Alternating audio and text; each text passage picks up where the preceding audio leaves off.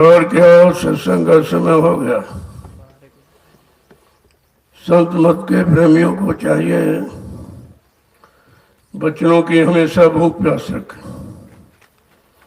ये बचन ही आपको बचाएंगे और बचन ही निकालेंगे, निकाल करके मालिक की तरफ पहुंचाएंगे। बचनों को भूल जाओगे तो फिर फंस जाओगे। संत महापुरुष जब कलयुग में आए, उन्होंने सत्संग बचनों के द्वारा ही जीवों को जगाया, जगाकर सही सच्चे रास्ते पर लाकर खड़ा किया और धीरे धीरे चलाकर उनको घर की तरफ मुखातिब किया। लेकिन जब बच्चों को नहीं सुनोगे तो कहीं भी उलझ सकते हो, क्योंकि ये दयाल के वचन हैं, उधर काल के वचन थे जो अभी तक सुनते थे।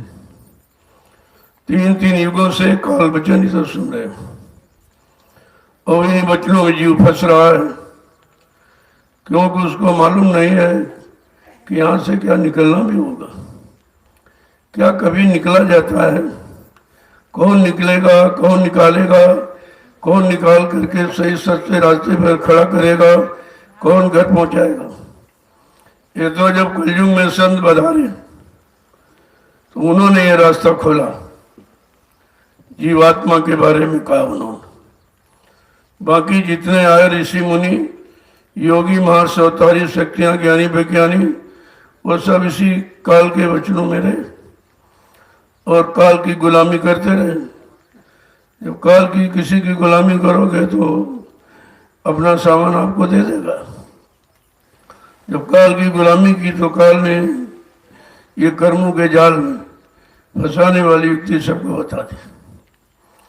ये देखो, ये सुनो, ये करो, आंखों से देखो, कानों से सुनो, वाणी से ऐसा बोलो, मन से संकल्प विकल्प करो, बुद्धि से ऐसा निर्णय लो, ये सब बताया। लेकिन यह किसी ने राज नहीं खोला कि जीवात्मा जगह परमात्मा से मिले, अपने सच्चे घर मंडल मुकाम को पहुंचे। ये तो रास्ता अभी 750 वर्षों में जब से संत महापुरुष आए उन्होंने रास्ता खोला। जब रास्ता खोला तो बड़ा आश्चर्य हुआ लोगों को, क्योंकि इसका कहीं लेख नहीं था, कोई आया नहीं था जो इस तरफ का कुछ बताता चिताता। लेकिन धीरे धीरे धीरे कितनी मेहनत की उन्होंने, संत महापुरुषों ने जीवों के लिए बहुत मेहनत किया, क्योंकि इन काल माया के जाल में फंसे जीवों को निकालना बड़ा मुश्किल था और उनको मालूम नहीं था कि निकाला जाता है। तो आहिस्ते आहिस्ते अपने बच्चों को सुनाकर इसके अंदर एक पूर्णा, एक जिज्ञासा प्रेरणा पैदा की। जब ये मालूम हो गया कि नहीं नहीं, मेरा घर यहाँ नहीं है, ये काल माया का देश है, यहाँ तो उसने हमको फंसाया है, अब हम अपने घर कैसे पहुँचेंगे। जब इस तरह की प्रेरणा, जिज्ञासा प्रेरणा होती तब जीव चलने के लिए तैयार होता। बड़ी मेहनत की उन्होंने जीवों को जगाने में, और जब जीव जागता है तभी कुछ समझ सकता है। अब जो सोए हुए जीव सारी उनकी समझ में क्या है, वो समझना भी नहीं चाहते हैं, क्योंकि वो समझते जो हम जहाँ हैं वही ठीक है, वही सच्चा है। तो अगर सच्चा होता तो फिर सचखंड नाम धाम क्यों नहीं पहुंचा। तो जब सत्संग बच्चों को सुनोगे तो सब समझ में आ जाएगा। जय गुरुदेव, जय गुरुदेव, जय गुरुदेव, जय गुरुदेव। नाम किसका? जय गुरुदेव। नाम किसका? जय गुरुदेव। नाम किसका? प्रभु का प्यारा नाम। आज नैमिषारण्य की तपोभूमि पर प्रातःकालीन लघु सत्संग में सम्मिलित होने वाले समस्त सत्संगी प्रेमी जनों, जीवों का बड़ा सौभाग्य होता है तब संत महापुरुषों के वचन सुनने को मिलते हैं। करोड़ों जन्मों की तपस्या, करोड़ों जन्मों के पुण्य, करोड़ों जन्मों की सेवाएं जब एकत्र हो जाती हैं तब ये अवसर मिलता है। कितनी कठिनता से, और उस अवसर को भी आपने निकाल दिया तो फिर आपको मिलेगा नहीं। कितनी कठिनता के बाद तो मिला है, और इसको अगर आपने इसी तरह खेल खेल में गंवा दिया तब ये समय आपके हाथ से निकल जाएगा, दोबारा ये मौका नहीं मिलेगा। क्योंकि जब मानव शरीर नहीं मिलेगा, मानव शरीर के जानकार संत महापुरुष नहीं मिलेंगे, और वो दया की यानी भीख न दे दें तो तब तो ये काम हो ही नहीं सकता।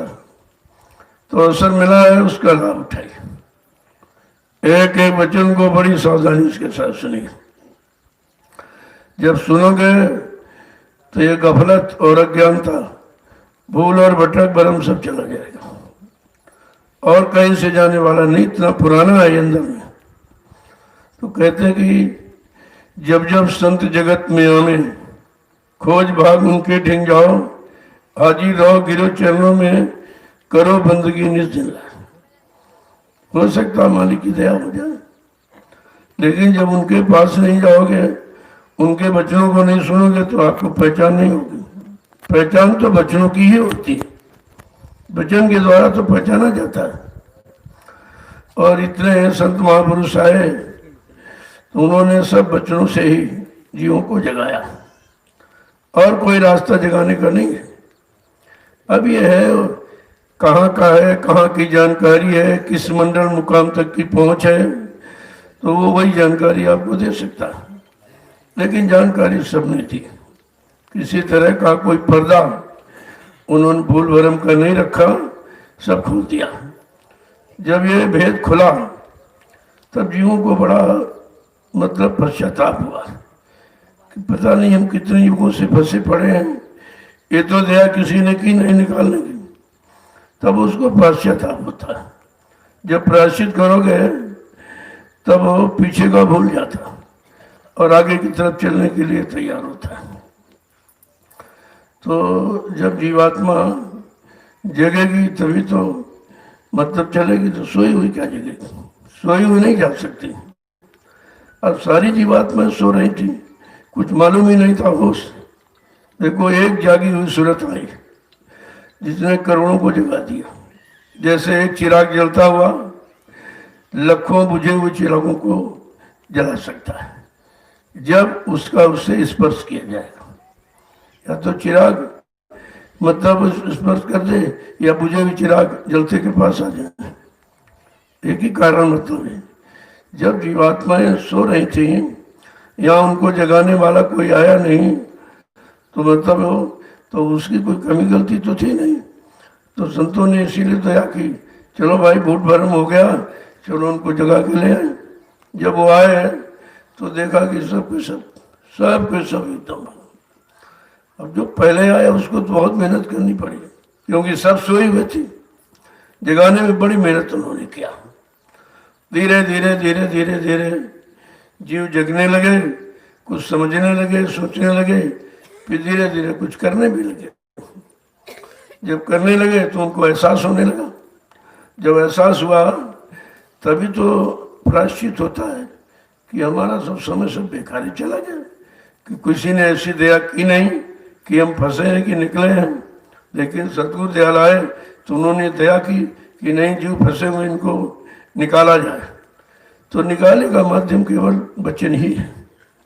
जब सत्संग वचनों को सुनोगे तो धीरे धीरे धीरे सब समझ में आ जाएगा, हम कहाँ फंसे हैं, किसने फंसाया है, कौन निकालेगा, निकालने वाला कौन आएगा, कौन सी युक्ति देगा, कौन सी दया करेगा, ये सब समझ में आपके आ जाएगा।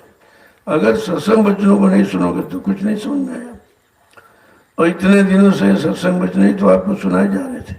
अगर उन्होंने समय से सुन लिया होता तो आज ये हालात नहीं होते।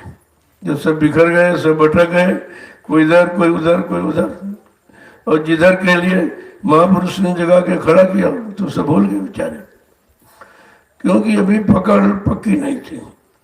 सुना तो आपने, लेकिन वचनों को पकड़ा नहीं था।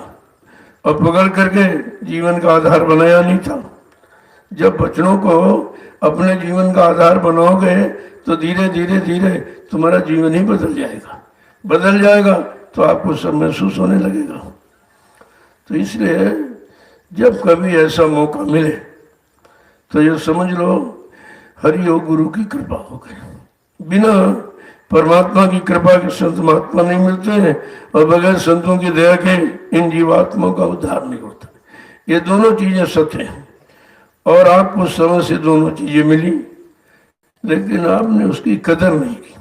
भाई ये क्यों कह रहे हैं, ऐसा क्यों कह रहे हैं, ये रास्ता क्यों दे रहे हैं, और बिना माली यानी मुफ्त का दे रहे हैं, कोई दान दक्षिणा कोई रुपया पैसा नहीं ले रहे हैं, इतनी बड़ी चीज दे रहे हैं। तो जीव समझेगा तो जब वो जगेगा, जब वचनों को सुनेगा, वचनों को अपने जीवन में उतारेगा, पालन करेगा, तभी तो समझ में आएगी। केवल कान ही सुनते रहते, मन आप पर स्वीकार नहीं करता, बस वहीं से भूल भटक शुरू हो जाती। तो कानों का तो विषय है नहीं है, कान तो अच्छा बुरा सब सुन लेंगे, उनका स्वभाव सुनने का है, लेकिन अगर मन ने पकड़ा नहीं और मन उस पर नहीं चला तो अभी सुनने का कोई मतलब नहीं। तो मन को समझाने के लिए वचन उच्चारण किए जाते हैं और मन ही यहाँ फंसा हुआ, अगर धीरे से निकल जाए तो कितनी जल्दी काम हो जाए। लेकिन जो इतना पुराना फंसाव है, भोगों में बिल्कुल लिप्त लिपायमान हो गया, सराबर हो गया, अब उसको हैबिचुअली हो गया, आदत ही हो गया, उसकी आदत बन गई। अब उस आदत को मोड़ना बड़ा मुश्किल है। तो बच्चों के द्वारा बच्चन मोया, जैसे बांस बड़ा कड़ा होता है और उसमें अगर तेल लगा दो और थोड़ा अग्नि दिखा दो तो जैसा चाहो वैसा मोड़ ले आप, जैसा चाहो वैसा मोड़ लो। इसी तरह महापुरुष इस मन पर वचनों का मोया लगाते हैं, धीरे धीरे ये उससे मुलायम हो जाता है। फिर अपनी ज्ञान अग्नि से इसको धीरे धीरे बिल्कुल अपने में मतलब यानी मिलाने लगते हैं, तो धीरे धीरे सब समझ में आ जाता है। लेकिन जिन्होंने जगाया वो वचनों के द्वारा ही जगाया, इसके अलावा कोई उपाय नहीं है। हाँ, शारीरिक इंद्रियों के उपाय तो लोगों ने बताए, लेकिन उससे मन कहाँ जगा? न पूजा से, न पाठ से, न तीरथ से, न व्रत से, न मुहूर्त से, किसी से तो ये मतलब यानी जगा नहीं, बल्कि उसी में फंस गया। जगने का उपाय होता तो जाग के खड़ा हो जाता अलग, लेकिन उसी कोई मुहूर्त में, कोई पत्थर में, कोई कागज पानी में से फंस गए बेचारे, और वहां से नहीं निकल पा रहे। एक तो पहले भोगों में फंसे थे और दूसरा जो बताने वाले आए उन्होंने सामान में फंसा दिया कि राज में, पाठ में, धन में, दौलत में, औरत में, पति में, बच्चों में, मतलब इसमें फंसा दिया। अब निकलने की बात तो किसी ने कही नहीं थी। जब निकलने की बात किसी ने कही नहीं तो बेचारा जीव निकले कैसे हो? तो आप सत्संग में आए हो तो सत्संग वचनों को अपने अंदर उतारा करो।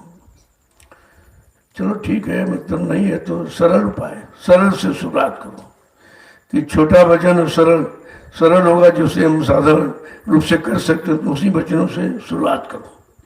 एक पकड़ा, फिर दूसरा पकड़ा, फिर तीसरा, फिर मतलब चौथा।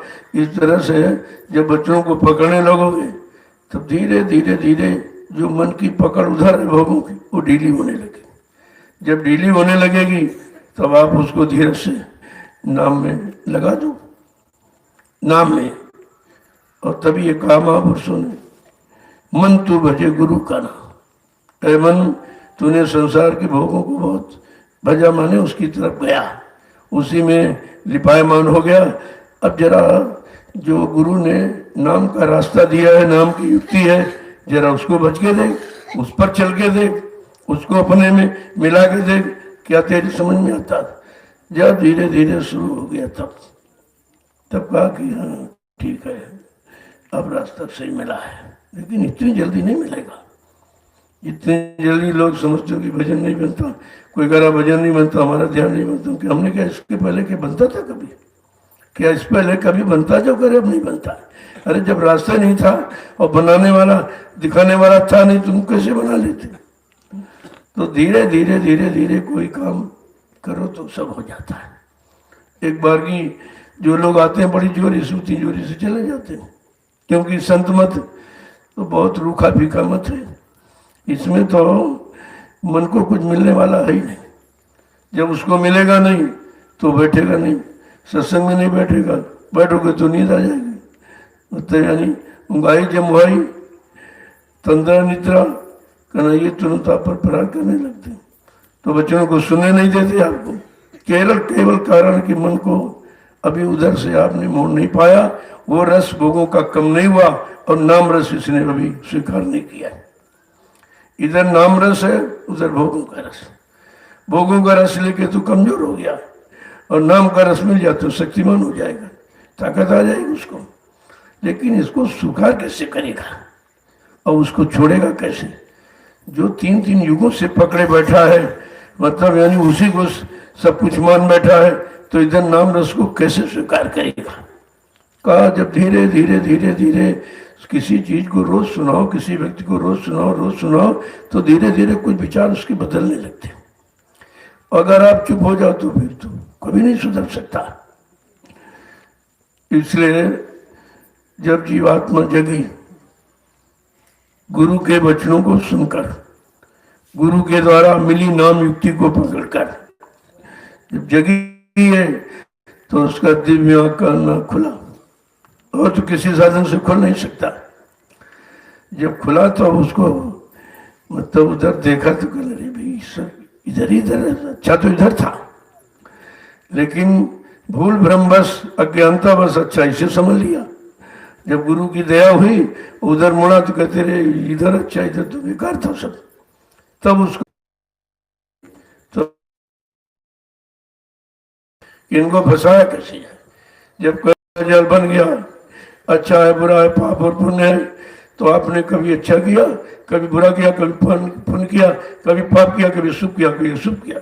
देखा भाई इनमें क्या है? जब किया करने का अनुभव हुआ तो, लेकिन जब किया तो उसमें आप फंस गए। तभी तो जी बेचारा निकल नहीं पा रहा। वो कहते हैं नहीं हमने ये भी किया, हमने ये भी किया। तुम कैसे कहते हो इसमें कुछ नहीं। लेकिन जब उन्होंने कहा इसमें है, लेकिन वो कहाँ का है? वो तुमको फंसाने वाला है कि निकालने वाला?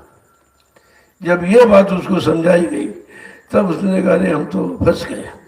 जैसे तालाब में मछली है और जाल तुमने पूरा डाल दिया, तालाब को ढक दिया, तो मछली को कोई तकलीफ नहीं। क्यों? उसका ये क्षेत्र जो है वो संकुचित नहीं हो रहा, जहाँ घूम रही है। लेकिन धीरे धीरे जब जाल समेटा गया तो करीब में तो क्षेत्र जो जिसमें घूम रही थी तो संकुचित हो रहा। धीरे धीरे सिमटे एकदम जब जाल समेट दिया गया तब वो समझ पा हम तो फंस गए। जब फंस गए तो निकले कैसे? तो इसीलिए जब जीव को फंसा लिया और निकालने वाला कोई रहा नहीं, तब संत महापुरुषों ने दया की, उन्होंने अपने लोक से आए और जीवात्मा को निकाले। उनका कोई दूसरा काम नहीं, दूसरा कोई काम कर रहा हो समझो संत नहीं है। संत का केवल एक ही काम कि कर्मों के जाल में फंसी जीवात्मा को निकालना और उनके घर पहुंचाना। इसके अलावा कोई काम नहीं। अगर इसके अलावा कोई काम कर रहा हो तो समझ लो भाई नकली असली नहीं। जो संसार का काम, संसार के भोगों की इच्छा रख रहा हो, अपना मान सम्मान अधिकार प्राप्त करने की यानी ख्वाहिश तमन्ना में हो, तो समझ लीजिए सांसारिक है। इसमें अभी लेस मात्र भी परमार्थ नहीं है। तो ये पहचान कैसे करोगे? जब जाके भाई सुनोगे। जब सुनोगे उसके वचनों को तब समझ में आएगा भाई ये अपने लिए कह रहा कि हमारे लिए कह रहा। अपना लाभ लेने के लिए हमसे कह रहा कि हमको कुछ लाभ देने के लिए कह रहा। जब इस पर आप विचार करोगे तब आपकी समझ में आएगा यहाँ भी धोखा है, वहां भी धोखा। चूंकि इतना उसने जाल बना दिया और काम करो लोभ मोह अहंकार का पहरा लगा दिया, अब तुम एक भी पहरेदार से लड़ नहीं सकते।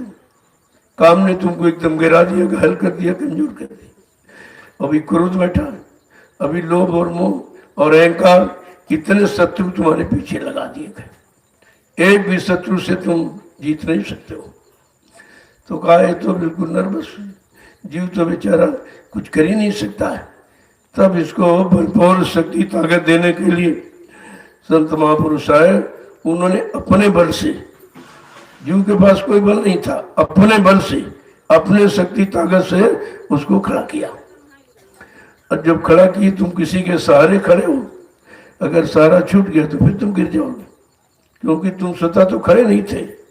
सहारा देके खड़ा किया, और जिसने खड़ा किया और उसी को भूल गया, वही सहारा को भूल गए, टूट गए, तो फिर आप वहीं गिर के जाते, क्योंकि आप अपनी मजबूती से खड़े नहीं थे। वो तो उन्होंने अपनी दया से आपको खड़ा किया था, और दया आधार तुम्हारा था, और आपने दया छोड़ दी। आधार टूट गया तो फिर जहां से वहीं आप फिर गिर गए। देखो किस तरह से खड़ा किया। अगर उनकी मेहनत और परिश्रम को ध्यान में रखते कि नहीं नहीं भाई, मैं तो खड़ा नहीं हुआ, हमको तो किसी ने खड़ा किया है, अपनी ताकत शक्ति देके खड़ा किया है, तो लिहाजा जब तक हम मजबूत नहीं हो जाएंगे तब तक इस आधार को छोड़ेंगे नहीं। इतनी भी अगर समझ होती तो आज संगत का ये बिखराव नहीं होता, ये जीव बेचारे भटक नहीं जाते। इन्होंने ये समझा नहीं कि हमको किसी ने खड़ा किया, और भी अपनी ताकत शक्ति देकर खड़ा किया। हमारे पास कोई शक्ति ताकत थी नहीं। जब किसी के सहारे आप खड़े हो तो वो सहारा जब टूट जाएगा तो आप गिर जाओगे। ठीक वही स्थिति जीव की हुई। अब वो यही नहीं समझता कि सहारा दिया कि नहीं दिया, क्या दिया क्या नहीं दिया, क्योंकि अगर ये विचार करता, अपने में मजबूत रहता कि नहीं नहीं हमको किसी ने खड़ा किया है, हमारे भी शक्ति ताकत नहीं है, अब हम उसका आधार सहारा नहीं छोड़ेंगे, तो फिर जीव गिरता नहीं। अभी उसको यही नहीं मालूम आधार क्या दिया, हमको क्या सहारा दिया, ये भी तो भूल गया है।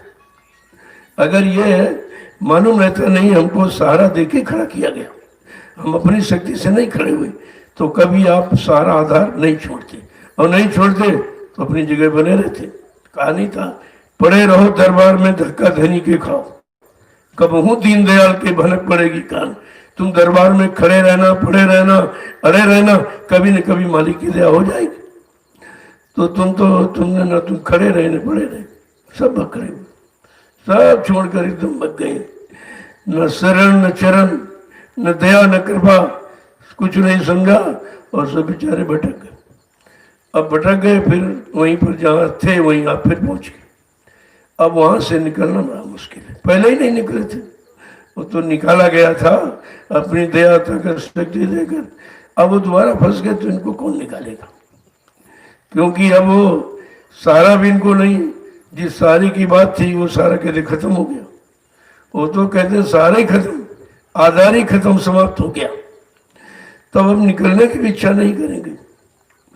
तो कितनी अहम समस्या थी, और फिर उसी अहम समस्या में चले गए। अब उनको ये भी ज्ञान ध्यान नहीं रहा, क्या किसी ने हमको निकाला था या किसी ने अपनी दया की थी। तो अगर ये ख्याल ध्यान रहता तो अपना सारा कोई छोड़ता नहीं। आदमी समझ जाए कि हम यहाँ से उठे हैं और इससे उठे हैं, वो आधार को कभी नहीं छोड़ेगा। अब ये बिखराव का कारण यही है, या ये समझ लो उन्होंने आपकी परीक्षा ली है। देखा है कि हमने 60 साल पढ़ाया, सुनाया, समझाया, देखे किसी ने लिया कि नहीं लिया, किसके पास ये है कि नहीं। तो ये भी हो सकता है, तो उनकी मौत पर निर्भर है, क्या करेंगे, कैसे करेंगे, कैसे तुम्हें पक्का करेंगे, मजबूत करेंगे, ये तो उनकी मौत मर्जी पर निर्भर है।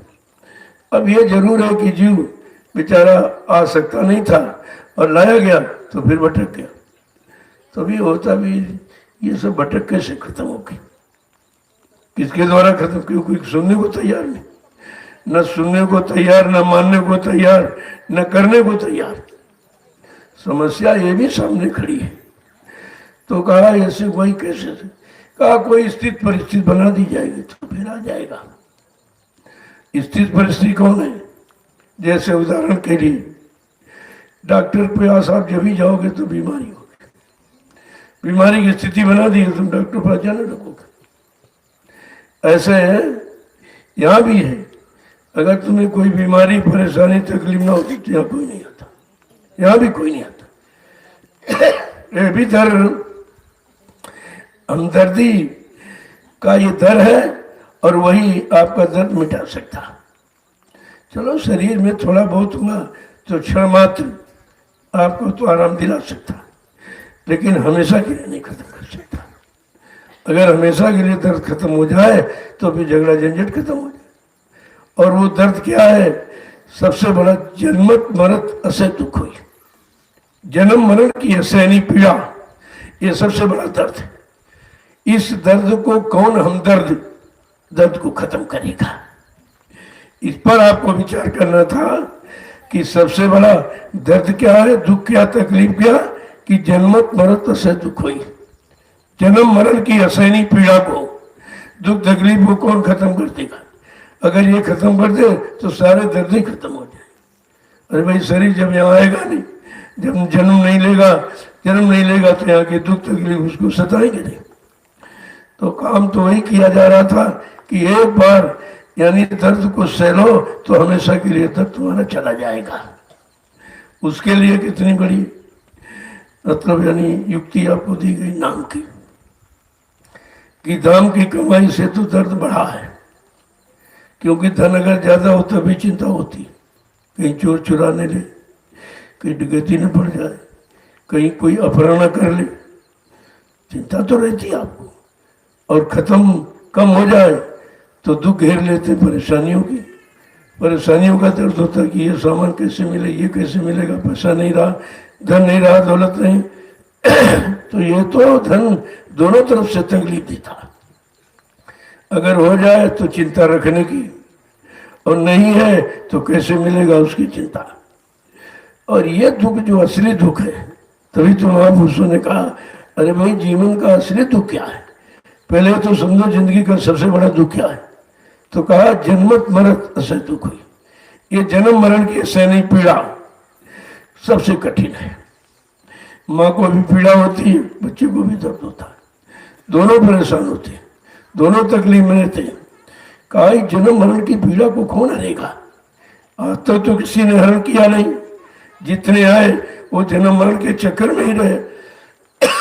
वे जरूर है, मान लीजिए आप शुभ कर्म किए तो धनी मानी परिवार में जन्म हो, लेकिन जन्म मरण से छुटकारा थोड़ी मिला। ये तो यही तो बात लोगों की समझ में आती नहीं है कि भाई हम चलो पाप नहीं करेंगे, पुण्य करेंगे, पुण्य करेंगे। अरे तो पाप, जो काम पाप चलो बुरा समझ के छोड़ दिया, लेकिन पुण्य तो पाप का बाप है, उसको कभी आप नहीं छोड़ेंगे, क्योंकि उसके बारे में आपको बताया नहीं किया। सबसे बड़ा बंधन है ये, जो बंधन यानी सहज में छोड़ दे, बुरा है, पाप है, ये तो छोड़ सकते हो आप, जानकारी हो जाएगी। लेकिन पुण्य की जानकारी किसी ने नहीं दी है कि पुण्य तो पाप का पाप है, सबसे कठिन है। और इसी पुण्य कर्मों में सबको फंसा के रखा है। अब धीरे धीरे धीरे धीरे समझ में आ रहा कि पुण्य क्या है। पुण्य आत्मा, आत्मा से पुण्य होता है। और आत्मा को ज्ञान दिया गया नहीं, पुण्य कहाँ है? कहा संत महापुरुष जब मिलेंगे, वो जो भी सेवा आपको दे दें, उस सेवा से ये आत्मा जग जाएगी, या इस पर जो भार लदा वो हट जाएगा। तो कहा पुण्य आत्मा, आत्मा से पुण्य होता, शरीर मन इंद्रियों से पुण्य नहीं होता। अब ये भी बात लोगों को नहीं मालूम, किसी बताओ तो बड़ा आश्चर्य कर रहे, कहते पुण्य नहीं होता है। अरे भाई, पुण्य वो है जो तुमको हमेशा के लिए अलग कर दे। ये पुण्य कैसा जो तुमको इसी में फंसा लिया।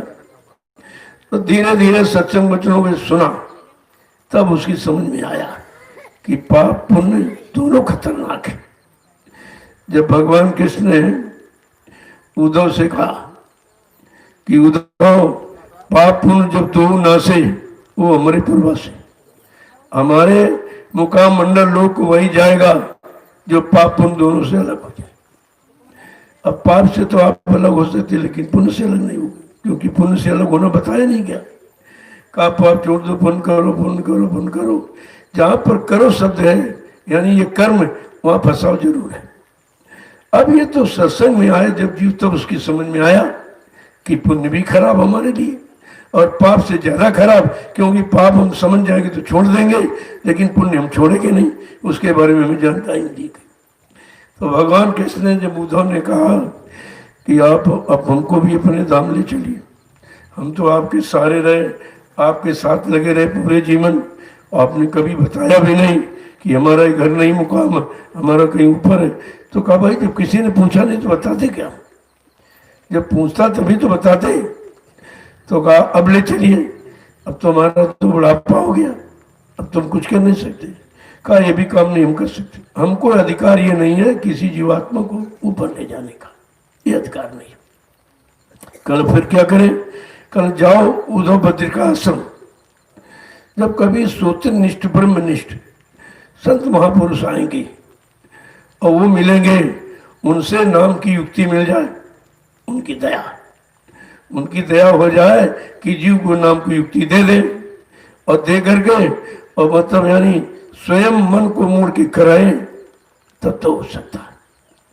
ये मुक्ति उनके द्वारा, मैं ये नहीं कर सकता, मेरा ये काम नहीं है। मुझे धर्म की स्थापना और मतलब भक्तों की मदद और दुष्टों के संहार के लिए आया हूँ, हमारा काम हो गया, मैं अपना जा रहा हूँ।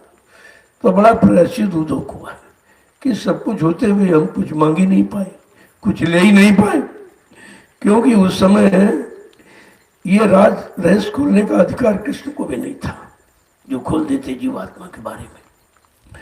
वो तो बाद में उन्होंने कहा भाई अगर तुम हमारे लोक में आओगे तब भी पाप पुण्य छोड़ना पड़ेगा, तब आ सकते हो। जब बीच को लोकों में पहुंचने के लिए पाप पुण्य छोड़ना पड़ेगा, तो फिर सतलोक जाने के लिए तो बिल्कुल सब छोड़ना पड़ेगा, तभी वहां पहुंचेगा। तो ये जो कर्मों की गंदगी, ये कैसे हटे? और जब तक हटेगा नहीं आप जा नहीं सकते, क्योंकि वो रोक लेगा आपको। वो कहेगा नहीं नहीं, हमने जो कर्म का कर्जा दिया हमारा दिए जाओ, तो हम जाने देंगे। तो कहा संत पुरुष जब आए तो सर्वप्रथम उन्होंने कर्म कर्जे के निपटारे के लिए कोई न कोई सेवा का आधार रखा। सेवा से ही कर्म कट सकती है। अब ये जीव को मालूम नहीं कौन की सेवा से कौन से कर्म कटते हैं, कौन सी हम सेवा करें। तो सेवा तो सभी लोग करते, परिवार की सेवा, बाल बच्चों की सेवा की, कोई समाज की सेवा, कोई देश की सेवा, कोई मान सम्मान अधिकार की सेवा, कोई अध पद पाने की, ये तो कर रहे हैं। लेकिन घर जाने का कौन सी सेवा है जिससे जीवात्मा सारे कर्म कर्जे से अलग कर अपने घर पहुंच जाएगी? जीवात्मा पर तो कर्म कर्जा थोड़ी है, वो तो मन पर लगा हुआ है, और मन को उसने साथी बना लिया, अब उसी के साथ रह रही। जैसे चोर के साथ कोई अच्छा व्यक्ति लग जाए, लेकिन चोर जब पकड़ा जाएगा जो सजा चोर को उसको मिलेगी। कहेंगे कि तुम इसके चोरी की नहीं करते तो इसके साथ तुमने कैसे किया, उसको भी दोषी माना जाता। जो सजा चोर को वही उसके साथी को मिलती है। अब मन को साथी बना लेने के कारण ये सजा बेचारी भोग रही है। तो इसीलिए जब जाग जाती तो अपने मन को ही तो समझाती और किसी को नहीं। कहे मन तू मेरा मित्र था, मैंने मित्र बनाया तुमको, अब तो कहती मैं तुम्हारी दासी हूं, तू मेरा स्वामी मैं तेरी दासी। कितनी आधीनी से, जबकि सर्वशक्तिमान है मन तो कुछ नहीं, लेकिन अपने मित्र को मोड़ने समझाने के लिए सही रास्ते की तरफ चलाने के लिए देखिए प्रयास कैसा है। यही प्रयास अगर हम सब लोग अपनी, लेकिन जब आत्मा जगी नहीं तो प्रयास कैसे करें? हम खुद समझे नहीं, समझाओगे कैसे? बस बात तो इसलिए कि खुद समझो तब समझाओ, खुद करो तब करने की बात करो, जब प्राप्त कर लो तब प्राप्त करने की बात करो। लेकिन ये काम कोई नहीं करेगा, क्योंकि प्राप्त करना इतना आसान नहीं है। जब कुछ सब छोड़ोगे, इधर का छोड़ो तब उधर का मिलेगा, और इधर का छोड़ना नहीं चाहता, क्योंकि मान सम्मान सभी चाहते। मान सम्मान तो आगे रखा हुआ, और सबसे बड़ा खतरनाक यही है, लाभ और मान क्यों चाहे पड़ेगा सब तुझे देना। संतों ने तो स्पष्ट कर दिया कि लाभ और मान ये चाहने, अगर चाह किसी से रखता है और उससे लिया तो उसके कर्जदार हो गए, वो आपको देना पड़ेगा। कितनी बड़ी बात कह दी, लाभ और मान क्यों चाहे पड़ेगा सब तुझे देना। ये जो भी, और यही इच्छा सबकी है भाई, जो भी काम करते हो लाभ मिले लाभ मिले, जिसके पास जाते हो हमको सम्मान दे सम्मान दे। तो ये दोनों रोग तो छूटते नहीं, ये इतनी बड़ी बीमारी है तो ये हटती नहीं। और कहा जब तक ये करोगे नहीं तो कुछ मिलने वाला नहीं। इसीलिए संत वाणी बिल्कुल अलग था एकदम। संत वचन अटपटे, बहुत अटपटे लगते हैं कि क्या कह रहे हैं क्या कह रहे हैं। किसी ने ऐसा कहा नहीं और किसी ने ऐसा मतलब यानी बताया समझाया सुनाया नहीं, कहते हैं संत बचन अटपटे, झटपट लखे न को, इतना साधारण नहीं कि आप तुरंत देख लेंगे, और जो झटपट लखे तो चटपट दर्शन। कितना सरल कह दिया, लेकिन लखे माने देखे कैसे हो, क्योंकि देख तो कुछ रहा है, और कितने युगों से देख रहा है। जिसको देखा उसी को अपना मान लिया या उसी को पकड़ लिया, और जिसको देखा नहीं उस पर वो विश्वास कैसे करेगा। का अब उस पर विश्वास दिलाना महापुरुषों का काम। धीरे धीरे सत्संग वचनों को सुना सुना कर आपको मजबूत करते हैं, आपकी धारणा विचार को मजबूत करते हैं। कहते जब मजबूती आ जाएगी तब वो समझेगा कि हमको कहीं अच्छी जगह ले जा रहे हैं। विश्वास, दृढ़ता, स्थिर प्रज्ञता, जब ये सब हो जाएगी तब आप ये समझोगे हमें किसी अच्छे रास्ते की तरफ ले जा रहे हैं। तब धीरे धीरे धीरे धीरे प्रेम होता है। जब प्रेम होता है, जिससे प्रेम होता है उसको आप छोड़ना नहीं चाहते। ऐसे अगर सदगुरु से प्रेम हो जाए तो फिर आप कभी छोड़ ही नहीं सकते, क्योंकि वो प्रेम यहाँ कोई दे नहीं सकता, वो प्रेम कोई नहीं दे सकता। तो कहते भाई तुम इसके चक्कर में क्यों, लाभ और मान के चक्कर, ये भी तो सामान काल का है। लाभ मिलना या सम्मान मिलना, सामान मिलना, ये भी तो काल का है, और ये भी कर्म कर्जा बन जाएगा। अब कितना कर्म कर्जा हम लाते बैठे जिसको हमको भान ज्ञान कुछ नहीं। उस कर्म कर्जे का गट्ठर जब बांध दिया तो महापुरुष वो तो देख रहे हैं कहाँ कहाँ गए, किन किन योनियों में जन्म लिया, क्या क्या आपने कर्म किया, वही कर्म का गट्ठर बांधे हो, इसे कैसे उतारा जाए। एक जन्म का तो कोई उतार नहीं सकता, फिर अनंतों जन्म लिए गए।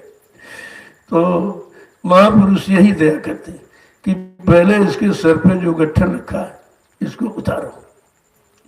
तो उन्होंने आवाज लगा दी, नींद त्यागो जरा खोलो, तब तक यूं ही सोते रहोगे। ये तुम्हारी निद्रा कब खत्म होगी? जो प्रगाढ़ भोगों की प्रगाढ़ निद्रा में सो रहे हो, यहां से नींद कब खुलेगी? कितनी बड़ी बात, नींद त्यागो जरा आंख खोलो, कब तक यूं ही सोते रहोगे। पाप गठी तो सिर पर धरी है, ये कब उतारेगा? कहा इसको उतार के फेंक दो। ऐसा तो किसी ने कहा नहीं उतार के फेंक दो, क्योंकि कहेगा वही जो उतारना जानता हो। कहा इसको फेंको, यानी इस तरह का तो किसी ने कहा नहीं कि पाप की गठरी कोई उतार देगा या किसी पाप की माफी मिल जाएगा। यहाँ जितने अवतार हुए वो सब पाप की सजा देने आए, ये कहते गट्ठर उतार के फेंक दो। कहा मैं संपूर्ण पाप के गट्ठर को उतारने आया हूं और उतार दूंगा अगर तुम मेरी बात मान लो। तुम मेरी बात मान लो, वचनों को मान लो, तो ये जन्म जन्मांतर के पापों का गट्ठर उतर जाएगा।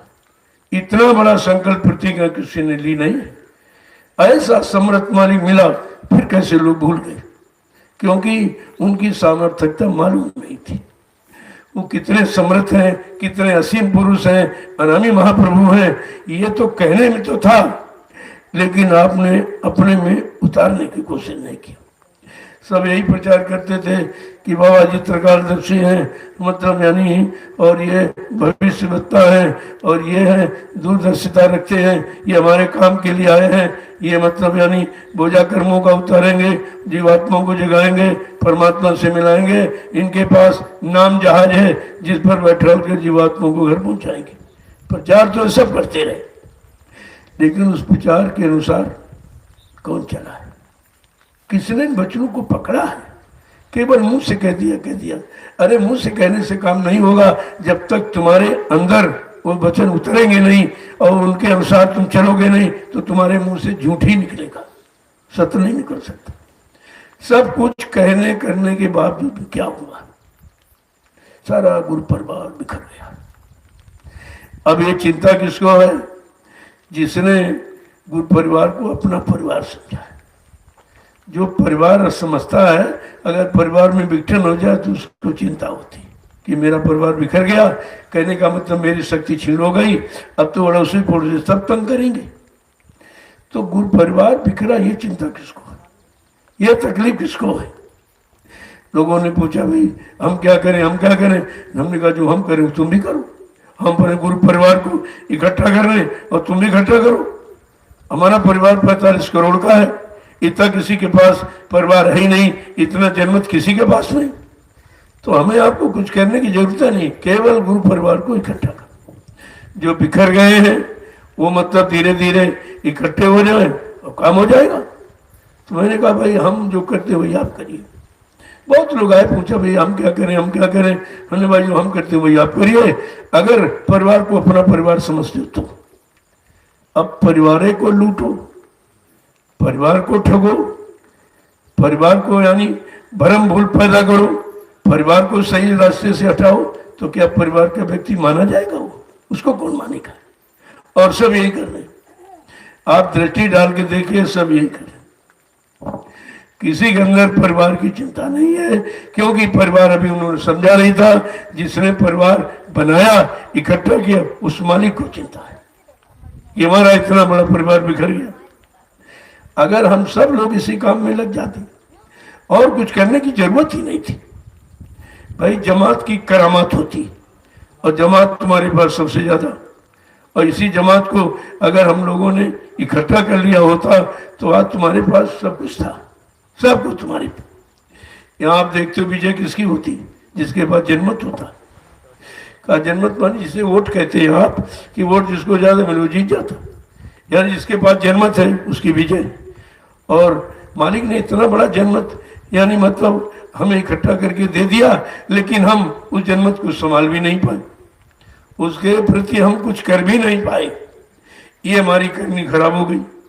तो मैंने कहा भाई मैं जो करता हूँ ये आप करिए, सबसे यही करता हूँ, अपना गुरु परिवार इकट्ठा कर लो, तुम्हें कुछ करने की जरूरत नहीं पड़ेगी। जब परिवार इकट्ठा हो जाएगा यानी शक्ति आपके पास हो जाएगी, फिर किस बात की तकलीफ है? सारे काम हो जाएंगे जिस काम के लिए वादा किया गया। जब तक परिवार इकट्ठा नहीं हुआ तब तक कुछ नहीं होगा। इसको आप ध्यान में रखिए। अब लोग कहते हैं परिवर्तन नहीं हुआ, सज्जू नहीं आया, कजू नहीं गया, तो सज्जू आएगा कहाँ?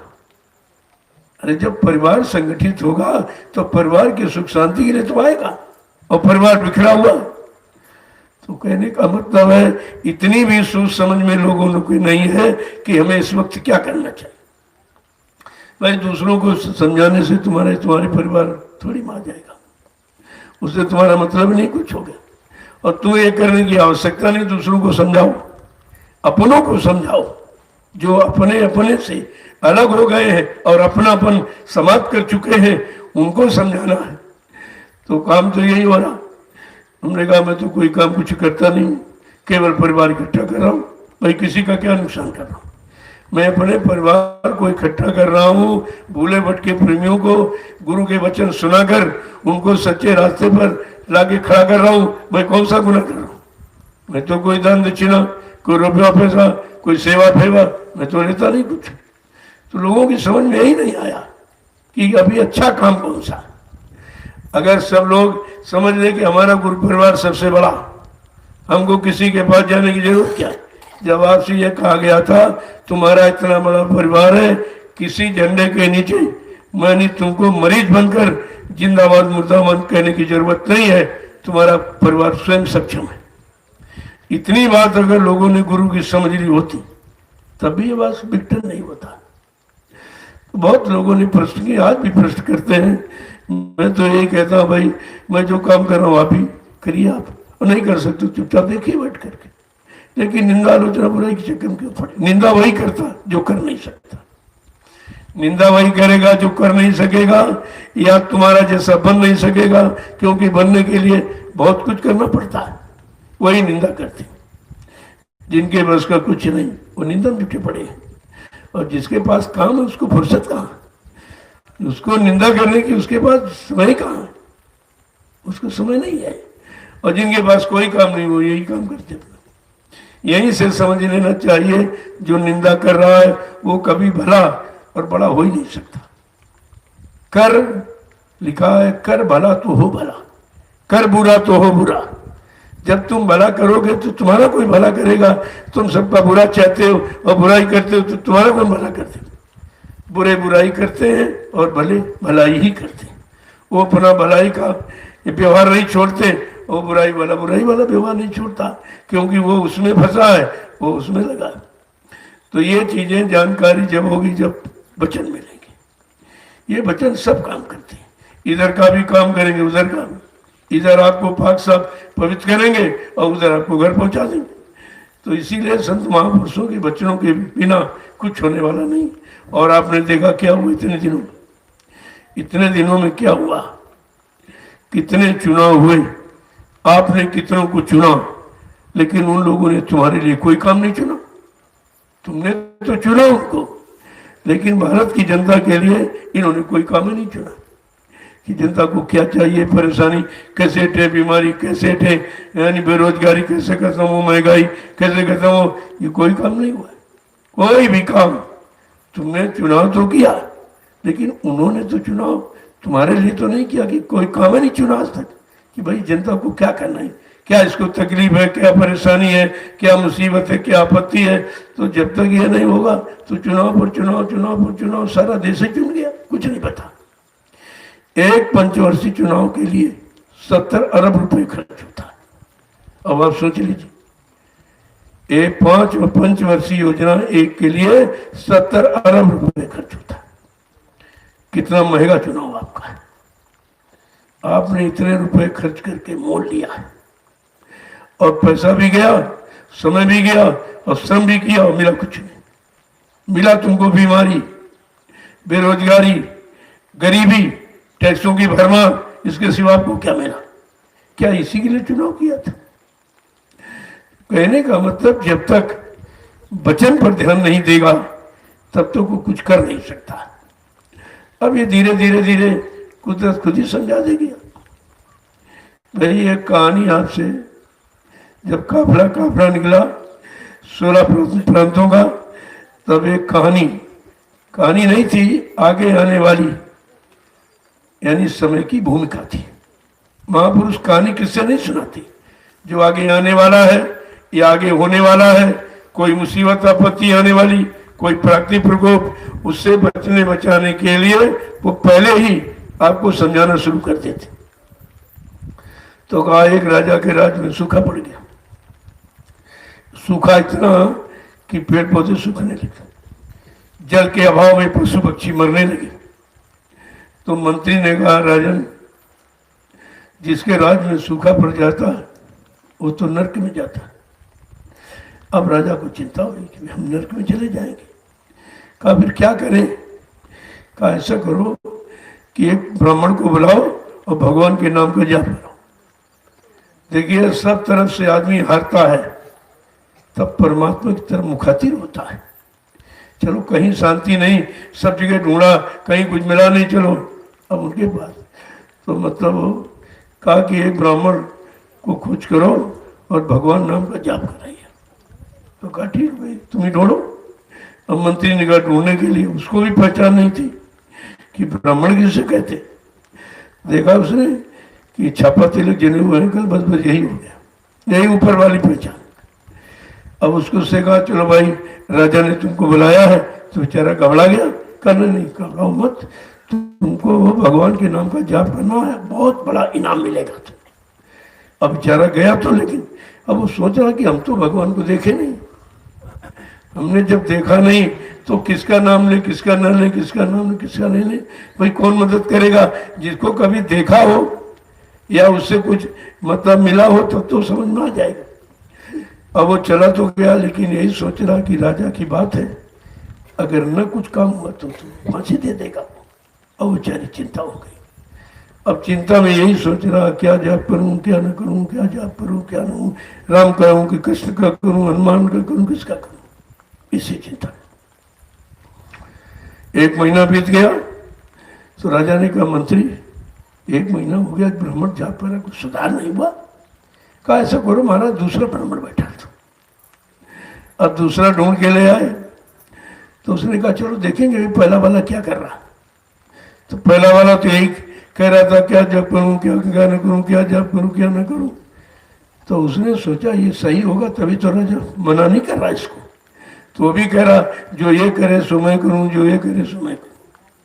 अब 2 ब्राह्मण बैठे, भगवान का नाम किसी में नहीं। तो सुधार हो तो कैसे हो?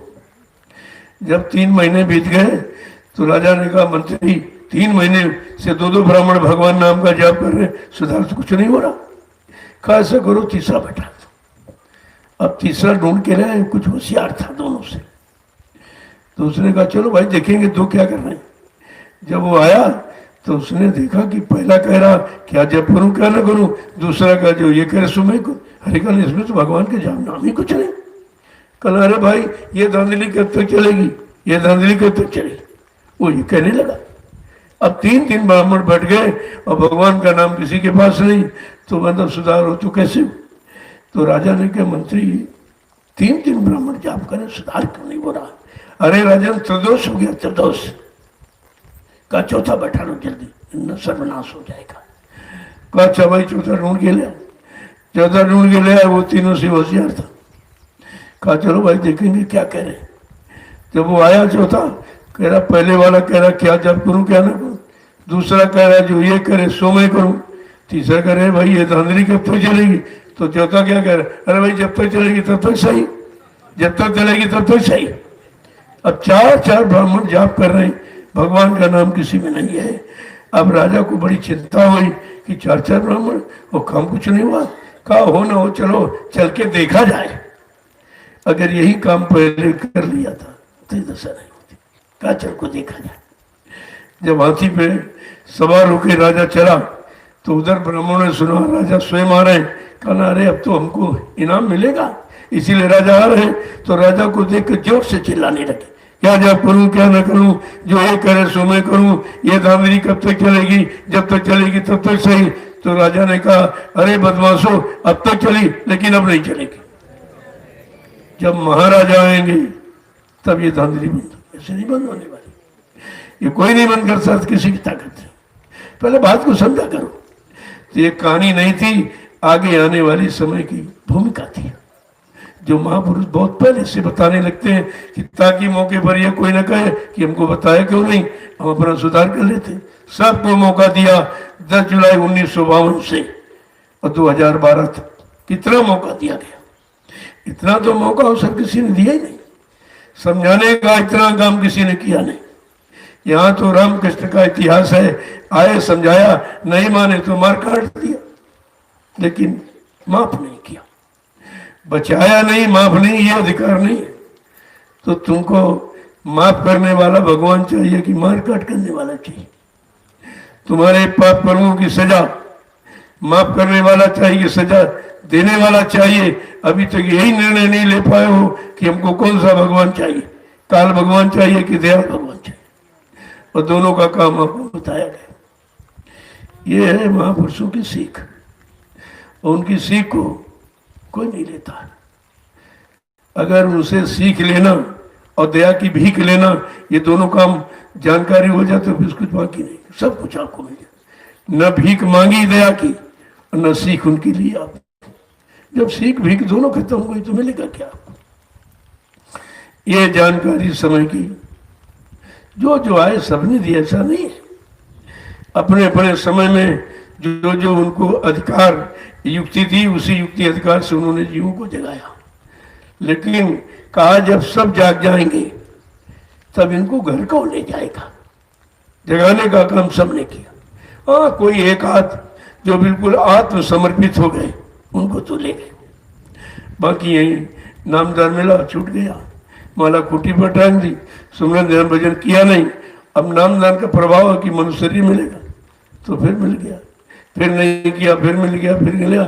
ये धीरे धीरे धीरे धीरे आप संतों की दया से ही मानव शरीर पाते रहे। अब एक अवसर मिला है कि जो दिया गया था उसका फल देने वाला आ गया, कि तुमको घर पहुंचाया जाएगा, तुम्हारी जीवात्मा को मालिक से मिलाया जाएगा। जब ये समय अब आ गया, जब वही वरदान का समय है तो सब भग गए। वरदान का समय आया तो सभी भग गए कि चलो भाई हमारी जीवात्मा को जगाकर घर पहुंचाने वाला आ गया। और ये भी कहा बच्चा मैं इतना बड़ा जय गुरुदेव नाम का जहाज लेके आया, अगर सारा विश्व मेरे जय गुरुदेव नाम जहाज पर सवार हो जाए तो मेरे जहाज का एक कोना भरेगा। तो क्या जहाज खाली चला गया, क्या खाली लौटा के ले गए? अभी तो कोई जीव जगह नहीं, सवार हुआ नहीं, घर पहुंचा नहीं, तुम पहुंचे नहीं और तुम कहते पहुंचाने वाला चला गया, फिर तुम्हें पहुंचाएगा कौन? इस पर तो विचार आपको करना ही चाहिए, हमें कौन पहुंचाएगा। ऐसा कोई इंसानी शक्ल में तो है नहीं जो आपकी जीवात्मा जगह के घर पहुंचा दे। हाँ, मान सम्मान ले सकता, दे सकता, मान सम्मान सामान ले सकता, आपसे दे सकता है, लेकिन जीवात्मा जगह परमात्मा से मिले ये काम कोई नहीं कर सकता। अगर इस काम को आपने समझा होता और इसी काम के दृष्टिकोण से आपने गुरु को पकड़ा होता तो आज ये स्थिति गुरु परिवार की थोड़ी होती। सारा गुरु परिवार बिखर गया, सब संगा संदेह भूल भ्रम में बेचारे रह गए। तो ये तो कष्ट जो परिवार बनाता उससे पूछो कष्ट क्या किसे कहते, उसे कष्ट होता है। और जिसने कुछ किया नहीं वो क्या कष्ट, उसे तो फोकट का माल मिला, कहता बड़ा अच्छा हुआ, यही अच्छा, वो उसी को अच्छा समझ रहा। जबकि सच्चाई और अच्छाई असलियत में क्या है, उसको अगर आपने पकड़ा होता कि सबसे बड़ी सच्चाई है कि जीवात्मा के जाने का रास्ता मिल जाए और जीवात्मा को जगाने वाले महापुरुष मिल जाए और वो जगाने की दया कर दे और घर पहुंचा ले, इससे बड़ा सच्चा छोड़ क्या। लेकिन इसको आपने पकड़ा नहीं था, तो इसी भूल भरम में कितना भारी नुकसान हुआ अध्यात्म का, जो कहीं नहीं मिला, किसी ने कभी नहीं दिया। आज वो देने के लिए गुहार लगाई और परिचय दिया, फिर आप कैसे भूल गए। कहा कि देखो मैं किस काम के लिए आया हूँ, अपना मैं परिचय दे रहा हूँ और कहाँ से आया हूँ। हम आए वही देश से जहां तुम्हारा धाम, तुम सबको घर पहुंचाना एक हमारा काम। जब अपना काम भी बता दिया, धाम भी बता दिया, नाम भी बता दिया, फिर शंका कौन सी बात की। इसका मतलब आपने तीनों को नहीं समझा, न जगह नाम की महिमा समझी, न किस धाम से आए वो भी नहीं समझा और किस काम के लिए वो भी नहीं आपने जाना।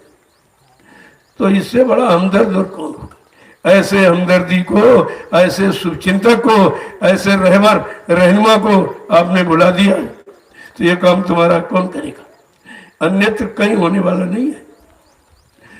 धीरे धीरे धीरे धीरे अब वो समय आ गया जब आपसे बाबा जी ने क्या कहा था कि मैंने नामदान दिया है, मैं भजन कराना जानता हूँ, मैं भजन करा दूंगा।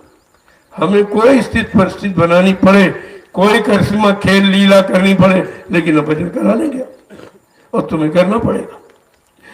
तो एक तो स्थिति आपके सामने आ गई थी कि सब घर में बंद थे, दुकान बंद, व्यापार बंद, सड़क यात्रा, चलना फिरना, घर से निकलना बंद, सबका बंद हुए। ये भजन का टाइम था।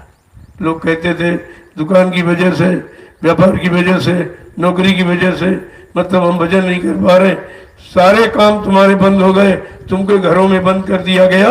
ये था भजन कराने का समय और नहीं किया आप। 3 महीने आप रोते चिल्लाते रहे लेकिन भजन नहीं किया। अरे भजन करने का समय था। जो तुम बहाना बना रहे थे कहना नौकरी की वजह से नहीं हो रहा और मतलब धंधा और व्यापार की वजह से नहीं, तो सब तुम्हारे काम बंद करा दिए गए कि अब तो भजन कर लो। किसी ने इशारा समझाई, ये महापुरुष का इशारा किसी ने समझा? किसी नहीं समझा। इशारा समझदार के लिए होता है, जहां सब न समझदार हो वह इशारा क्या करे। एक मौका ही दिया, कहा था मैं भजन कराना जानता हूं, भजन करा लूंगा, मुझे कोई स्थिति परिस्थिति बनानी पड़े। देखो प्रकृति के द्वारा ऐसा स्थिति परिस्थिति बना दी गई, तुम घरों में सब बंद हो गए थे, निकल नहीं पाए हो, तो वह भजन कर लेते कि अब तो कोई काम नहीं है, चलो कोई काम नहीं, फुर्सत में है, चलो भजन कर ले। वो भी आपने नहीं किया, तो भजन करने का एक मौका 3 महीने का दिया, उसमें आपने नहीं किया तो कहा कि मुसीबत बड़ी बड़ी, अब तो और भारी मुसीबत आई। किसी ने किया ही नहीं। हाँ, कुछ प्रेमी उन्होंने समझा कि बाबा जी ने कहा था वही मौका हमको दिया है, चलो भजन कर ले।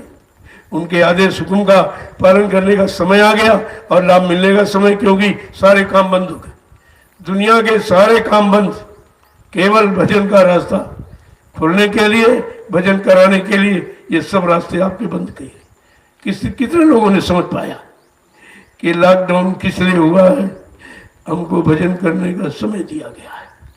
क्योंकि हम कहते थे नौकरी की वजह से, दुकान की वजह से, व्यापार की वजह से इसलिए हम भजन नहीं कर पा रहे। सारे काम बंद, केवल एक काम, भजन करो। किसी ने नहीं किया तो तुम महापुरुषों की सारों को समझते कहो। अगर इन बच्चों को जो सुनाया गया और सुना होता और उसके अनुसार अपना काम बना लिया होता, जब 3 महीने का मौका कितना अच्छा था, इसमें तो सब काम हो जाता। सारे काम बंद, केवल भजन होगा। कितने लोगों ने समझा कि भजन के लिए हमको मौका दिया गया, ये भजन के लिए स्थित परिस्थिति बनाई गई, ये भजन के लिए समस्या लाके खड़ी की गई कि भजन करो भजन करो भजन करो। लेकिन कुछ भी तो समझ में आया नहीं। अब चाहे जितना माहौल बना दिया जाए, वातावरण बना दिया जाए, समय लाके खड़ा कर दिया जाए, फिर भी तो समझ में नहीं आता, क्योंकि आपने गुरु को समझा नहीं, गुरु के वचनों को समझा नहीं और समझ करके अपने जीवन का आधार बनाया नहीं, तो फिर काम कैसे होगा। बात है सब समझने की। कब समझोगे? समझाने से कि मार खाने से। कैसे समझोगे? 2 ही रास्ते।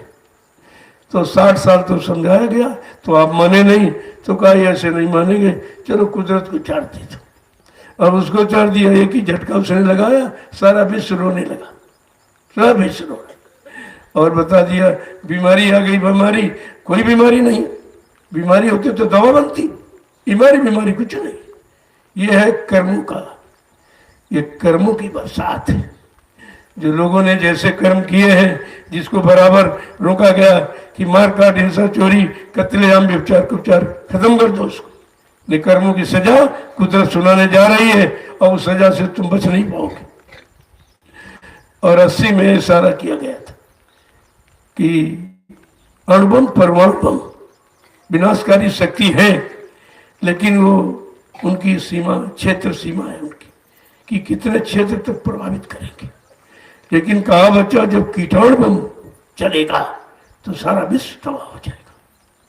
कीटाणु बम से वो कीड़े उड़ेंगे और वो धराशायी करेंगे। इसीलिए आपसे कहा कीटाणु बम से बनने के लिए, बचने के लिए कहा बच्चा शाकाहारी हो जाओ। अगर कुछ नहीं कर सकते तो शाकाहारी हो जाओ।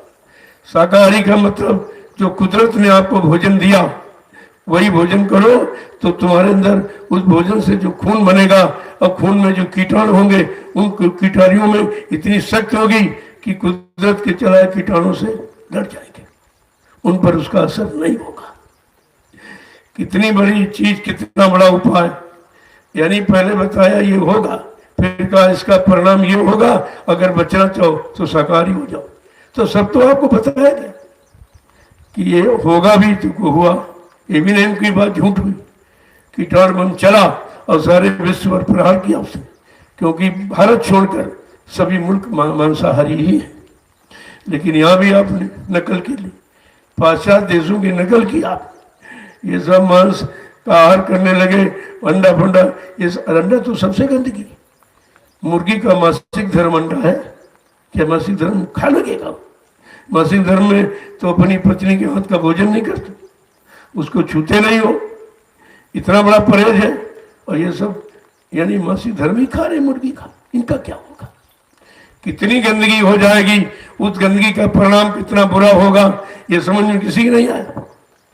एक डॉक्टर ने कहा कि महाराज अंडा तो शाकाहारी है, कौन सा फल है, कौन सा फ्रूट बता रहे हैं, हमें किस पेड़ में लगता है, कहाँ किस पेड़ में लगता है, वो पेड़ कहाँ है, क्या जमीन से खोद के निकाला जाता? 2 ही साधन, पेड़ फल देता है और जमीन से अन्न मिलता, सब्जी मिलती है। ये शाकाहार का सिद्धांत है।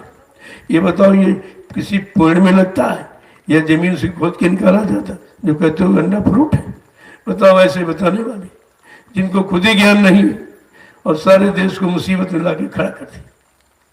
अब कहाँ चली गई तुम्हारा अनुभव, ज्ञान कहाँ चला गया? कुछ नहीं, किसी की समझ में कुछ नहीं आ रहा। और बीमारी कुछ नहीं। और डर इतना भारी कर दिया गया कि हमारे डर की वजह से घर से नहीं निकल रहे, घर से नहीं निकल रहे। इतना भारी डर तो किसी का नहीं, चोर का, डकैत का, कतली का, मतलब यानी राजनीति करने किसी का डर नहीं है। जिससे बड़ा डर कोरोना का है। सारा विश्व भयभीत है। भयभीत हो, अरे भाई चलो कुछ दिखाई दे तो डर गए। क्या दिखाई दे रहा जिससे डर है? वो तो दिखाई भी नहीं दे रहा। लेकिन उसका नाम रखा करो ना, क्या क्या ना करो, ना मांस खाओ, न मुर्गा खाओ, न अंडा खाओ, न शराब पियो, न किसी को बुरा भला कहो, न निंदा चुगली बुराई करो, न भद्दे अश्लील शब्दों का प्रयोग करो। ये न करो तो कोरोना कहीं कुछ नहीं, और तुम करोगे जरूर तो कोरोना रहेगा जरूर, जाने वाला नहीं है। अगर हिंदुस्तान की धरती से ये मांसाहार और बुद्धि नशा शराब का प्रयोग अगर बंद न किया गया तो जैसे पाश्चात्य देश साफ हो गए, भारत भी साफ हो जाएगा, कुछ नहीं बचेगा, यहां भी नहीं कुछ बचेगा। मैंने तो प्रार्थना की कि अब भी भाई अगर हमारी प्रार्थना स्वीकार कर लो, अपने देश से ये हटा दीजिए। ये धार्मिक धरा है, धर्म के लिए भगवान राम को लड़ाई लड़नी पड़ी और धर्म के लिए कृष्ण भगवान को महाभारत करना पड़ा। आज धर्म खत्म है, कर्म खत्म है, मानवता, इंसानियत, प्रेम प्यार मोहब्बत, सेवा दया सदाचार, परमात्मा की यादगार खत्म है। मानव के मन मस्तिष्क से माँ बहन बेटी बहू की पहचान खत्म, इसलिए इसको पुनः वापिस ले आइए। अगर बचाना चाहते तो न तुम जानो तुम्हारा काम जाने, वो तो तुम्हारे सिर अपराध है, पहले से लिखा है, जा सुराज प्री प्रजा दुखारी, सूर्य पवस नरक अधिकारी। जिसके राज में अगर प्रजा दुखी है वो राजा नरक में जाएगा। इससे बड़ा दुख क्या है? न खाने को है, न काम को काम मिला, न काम करने को काम मिला, न खाने के लिए कुछ बचेगा, तो इससे बड़ा दुख और क्या है? ये भारत की जनता रो रही है, इसके आंसू कौन पोंछेगा? इसके दुख को कौन दूर करेगा? जब आपको कब से बताया जा रहा 60 वर्ष उधर वो निकल गए और 8 वर्ष ये अभी के, किसने सुना? किसने सुना, किसने समझा, किसने अपनाया? वो सुनते रहे तो ऐसे ही कहा करते। ठीक है, तो देख लो परिणाम भी। और गोस्वामी महाराज ने पहले ही कहा था, साधु संत महात्मा कोई संकेत, कोई इशारा, कोई भूमिका व्यवस्था बताने लगे तो समझना तुम्हारे कल्याण की। अगर उसको नहीं अपनाओगे, नहीं मानोगे तो परिणाम क्या? उन्होंने उत्तरकांड में लिखा, साधु अवज्ञा का फल ऐसा और जरे नगर अनाथ कर जैसा। साधु संत महात्माओं की आज्ञा का उल्लंघन जो परिवार, समाज, देश, राष्ट्र, मुल्क, जातियां करेंगी वो जल करके राख हो जाएगी। ये तो रिजल्ट तुम्हारे घर में रखा हुआ, 550 वर्ष पहले से बता रहे हैं गोस्वामी जी महाराज रामचरितमानस के माध्यम से। आपने उसको उनकी भी नहीं मानी, न पिछलों को जाना, न वर्तमान में इनको माना, तो भविष्य तो अंधकार में रहेगा ही। यही सोच समझ सबके अंदर होनी चाहिए, कुछ नहीं, सब खत्म हो गया। अब सब परेशान है इनकी, जबकि ये बताया गया था प्रकृति के द्वारा ऐसा परिवर्तन होगा जो मानव बुद्धि के परे, न मानव सोच सकता, न मानव कर सकता, न मानव विश्वास ही कर सकता। ऐसा परिवर्तन वो सामने है, देख लीजिए आप। अब तो जो जो कहा गया सब सामने हो रहा, अब भी नहीं जाग रहे, चेत रहे कि जिस महापुरुष ने कहा वो सब सामने हो रहा। और ये भी कहा था बाबा जी, तो ये भी कहा कि जो जो मैं कहूंगा वो दोहराना पड़ेगा, इस झंडे के नीचे सबको आना पड़ेगा। कितना बड़ा संकल्प, कितनी बड़ी प्रतिज्ञा और कितना बड़ा वादा, वो भी नहीं समझ में किसी के आया, वो भी समझ में नहीं आया। कहा एक दिन सारा विश्व कुदरत के चपेट में आके खड़ा हो जाएगा, तुम्हारी मदद करने वाला, रक्षा सुरक्षा संरक्षा हिफाजत करने वाला कोई नहीं दिखाई देगा। और जितने जिम्मेदार लोग जो काले नीले पीले हरे लाल झंडे लिए घूम रहे, ये अपने अपने झंडों को फेंक कर अगर तुम्हारे जय गुरुदेव प्रभु नाम के झंडे के नीचे अगर ना जाए तो इस बाबा को बाबा मत कहना। कितनी बड़ी बात सदगुरु दयाल ने कही, आपने कुछ नहीं मानी, उनकी तो सुनी किसी ने। तो गुरु की दया जब होती है तभी वचन, और जिस पर होती है उसी के द्वारा वचन नहीं मिलते हैं। गुरु के वचन सुनाने वाला गुरु नहीं होता, गुरु का उपदेश होता है। और लेकिन कहते हैं कि सात गुरु में भेद नहीं, सात लखावे गुरु को गुरु लखावे साथ, और सात गुरु में भेद नहीं। कहा था कि मेरा संदेश लेकर जो तुम्हारे घर आ जाए तो समझ लेना मैं ही आ गया हूं, क्योंकि वो मेरे रिश्ते से आएगा, तुम्हारे जात पिताई रिश्ते से तुम्हारे घर नहीं आएगा। ये सब पहले से वादा है, तो आप भूली गए तो क्या किया। अरे भाई, राष्ट्रपति नहीं आता है, अपना एक नुमाइंदा भेजता है, तो लोग कहते हैं कि राष्ट्रपति नहीं, कि राष्ट्रपति का दूत आया हुआ। उसके सामने भी राष्ट्रपति शब्द लगा, राष्ट्रपति का दूत आया, और राष्ट्रपति वाला सम्मान उसको दिया जाता है, क्योंकि राष्ट्रपति नहीं आया, लेकिन संदेश तो उसका जो लेके आया वो राष्ट्रपति का ही तो एक रूप है, रूप तद्रूप। ये तो बात समझे नहीं किसी ने। तो हम टीका टिप्पणी, वो जय गुरुदेव बन रहे हैं, अपने को गुरु कह रहे हैं, हमने कोई बना जाता या कोई बन के दिखा सकता या सिद्ध कर सकता। हमने कहा बनने बनाने की बात यहाँ है ही नहीं। मैं तो कभी कहते नहीं कि मैं गुरु हूँ, कि स्वामी जी हूँ, कि संत माधव फकीर हूँ। मैं तो कहता भाई मैं तो उनका उपदेशक, उनका संदेश वाहक, जो संदेश दिया और जन जन के कान तक बता देना। सन 1971 में, ये नोट कर लो, कोई नहीं बताएगा, कहा बच्चा जब तक देश में सतयुग जैसी व्यवस्था नहीं आ जाएगी, सबको न्याय सुरक्षा रोजी रोटी नहीं मिलने लगेगी, महंगाई गरीबी बेरोजगारी नहीं खत्म हो जाएगी, तब तक ये मेरा यानी जनहितकारी आत्म कल्याणकारी संदेश जन जन के कान तक पहुंचाते ही रहना। मैं उसी आदेश का पालन करता हूँ। लेकिन अब समझ में किसी के नहीं आ रहा, ना तो कोई आदेश पालन कर रहा है, जो कर रहा है उसको तमाम मतलब यानी निंदा आलोचना बुराई से तमाम घेरे में डाल दिया गया। तो इससे कुछ होने वाला नहीं है, ये घेरे सब टूट जाएंगे। सत्य सत्य है, आज नहीं तो कल तुम्हारे सामने आके खड़ा हो जाएगा। हमको बनने की क्या जरूरत, हमें जो आदेश मिला है मैं उसका पालन करता हूं, और आपसे कहते आप भी आदेश पालन करें। ये काम यहाँ बनी बनाई का नहीं होता। जिसको रहना वो बने, जब यहाँ रहने नहीं है, छोड़ के जाना है, तो बनने बनाई बता क्यों क्यों। और जिनने तुमको बनाया, जिसने जिनको आपने बनाया और दिल्ली और लखनऊ भेजा, वो क्या कर रहे हैं, वो क्या कर रहे हैं, उनको देखो। यहाँ बनने बनाने वाला काम नहीं है। यहाँ तो अपना काम कर लो, अपनी जीवात्मा का कल्याण और लोगों का हो जाए, और सब लोग अपने घर को चले। भाई एक गुरु भाई तो बहुत बड़ा रिश्ता है, लेकिन किसी के अंदर गुरु भाई पर नहीं। सब गुरु यानी कहा कि जब अगर सत्संगी की बुराई करे तो बच्चा समझ लेना ये नकली है, टाट वाली की बुराई करे समझ लेना सत्संगी नहीं है, इनसे बहुत दूर रहिए। ये तो सब आपको पहले से बताया गया, और सब इसी में जुटे पड़े, काम करने को कोई तैयार नहीं, सब इसी में जुटे। और जहाँ काम नहीं हो रहा वहाँ हिम्मत नहीं जाने की, जानते को मारेगा हमको, वहाँ नहीं कोई जाता, वहाँ किसी की हिम्मत नहीं।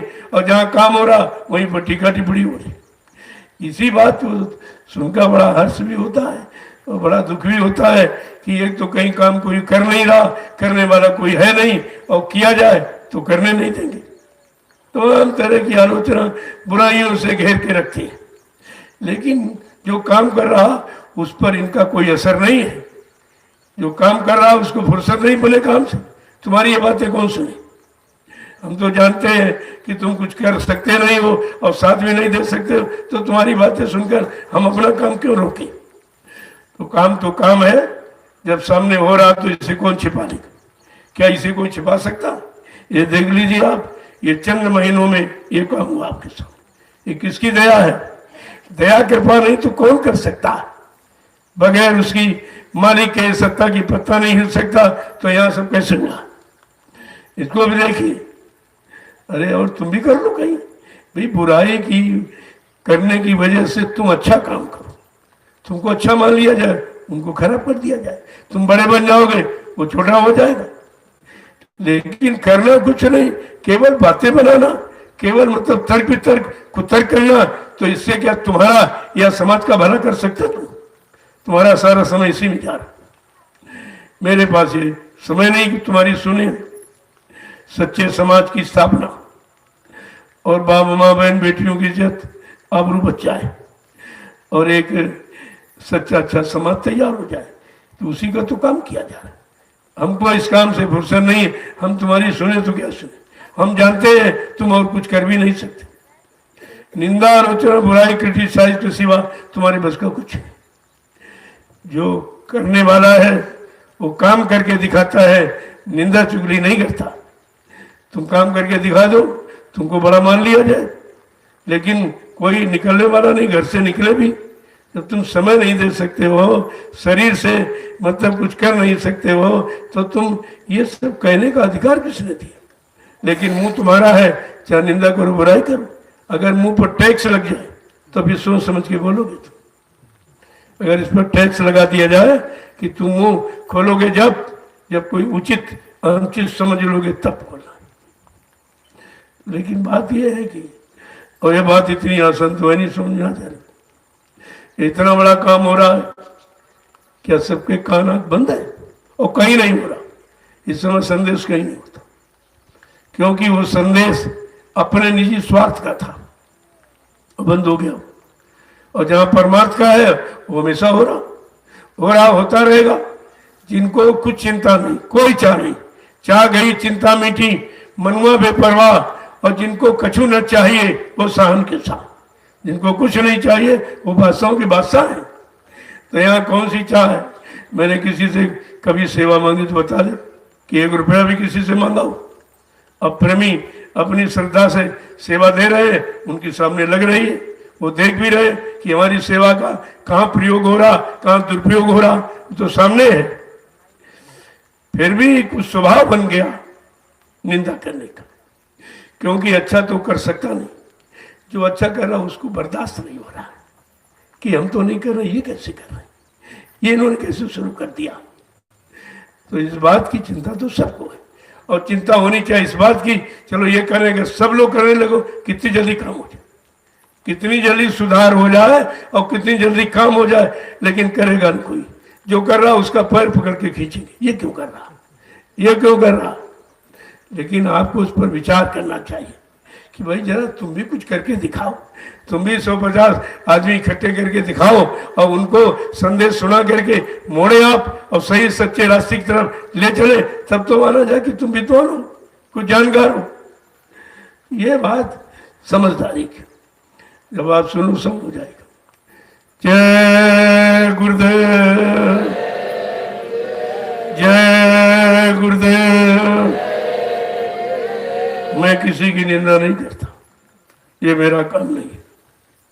बजर लोग पूछते हैं, हमने कहा जरूर जाओ उनके पास, जाओ उनकी सुनो वो क्या कहते। जब ये सुनो कि ये अपने लिए मांग रहा कि हमको कुछ दे रहा, हमारा कल्याण की हमसे अपना कल्याण चाहता, हमको लाभ दे रहा कि हमसे अपना लाभ चाह रहा, तो आपकी समझ में आ जाएगा। जब सुनोगे जाओगे तभी समझ में आएगा। और सुनकर जाकर भी नहीं समझ पा रहे हो तो ये तो अज्ञानता है, ये अज्ञानता है, इससे तुम्हारी समझ में नहीं कुछ आ रहा। यहाँ तो सब खुले मन से हो रहा जो हो रहा, और जो भी काम है सबके सामने हो, सब देख रहे हैं कि हमारे एक तो पैसा, कोई ऐसा नहीं है जो सेवा न मांगता, सब सेवा मांग रहे। जो मांगने वाला, इसका मतलब सब भिखारी, भिखारी मांगता है, भीख मांगी जाती है, और सेवा श्रद्धा से होती है। जब श्रद्धा भाव पैदा हो जाता है तब वो सेवा करता है और भीख मांगी जाती है। हमने कहा मैं तो भिखारी नहीं हूँ, न पहले कभी किसी से मांगा, न आज मांग रहा हूँ, ये मेरा काम नहीं है। तो फिर सब लोगों को सोचना चाहिए कि मतलब फिर काम क्या है, फिर काम कैसे होगा। और आपके सामने वो भी हो रहा, सब इन्हीं प्रेमियों के द्वारा, जो अपनी गाड़ी कमाई, मतलब देते 1 रुपये, कहते 1 रुपया 2 रुपया 10 रुपया भी सब हमारा ले लो और किसी अच्छी जगह लगा दे। हमारा कर्तव्य है, पहली बात तो हम लेते ही नहीं, और जब दिया है तो अच्छी जगह लगा देंगे आपको, तो आपकी श्रद्धा बनी रहेगी, श्रद्धा कभी नहीं जाएगी। और श्रद्धा बनी रहेगी तो फिर कभी नुकसान नहीं होगा, कभी शंका संदेह बोल भर नहीं होगा उसमें। तुमने भाई हमारा काम तो सामने सबके, मैं तो छिपके न कुछ कहता हूँ और न छिपके बोलता हूँ, दोनों काम आपके सामने हो रहे हैं। आकर के देख लीजिए आप, नैमसारण की भूमि पर जिसने कभी कुछ नहीं किया वो काम है आपका, और वो भी जो महापुरुषों ने कहा उन्हीं के आदेश का पालन हो रहा। इसी नैमिषारण्य में नदी के उस पार जब 10 जुलाई से 13 जुलाई तक गुरु पूर्णिमा का कार्यक्रम 1997 में मनाया गया। 13 दिन की गुरु पूर्णिमा कभी नहीं मनाई गई, ये नैमिषारण्य में। और कहा बच्चा ये वो भूमि है जहाँ 88,000 ऋषियों ने तपस्या करके इसे गौरववान बनाया, पवित्र। इसी भूमि से सतयुग के अंकुरन निकलेंगे। फिर आप क्यों भूल गए? आदेश तो यही है, अंकुरन निकलेंगे। तो अंकुरन क्या कोई आसमान में निकलेंगे?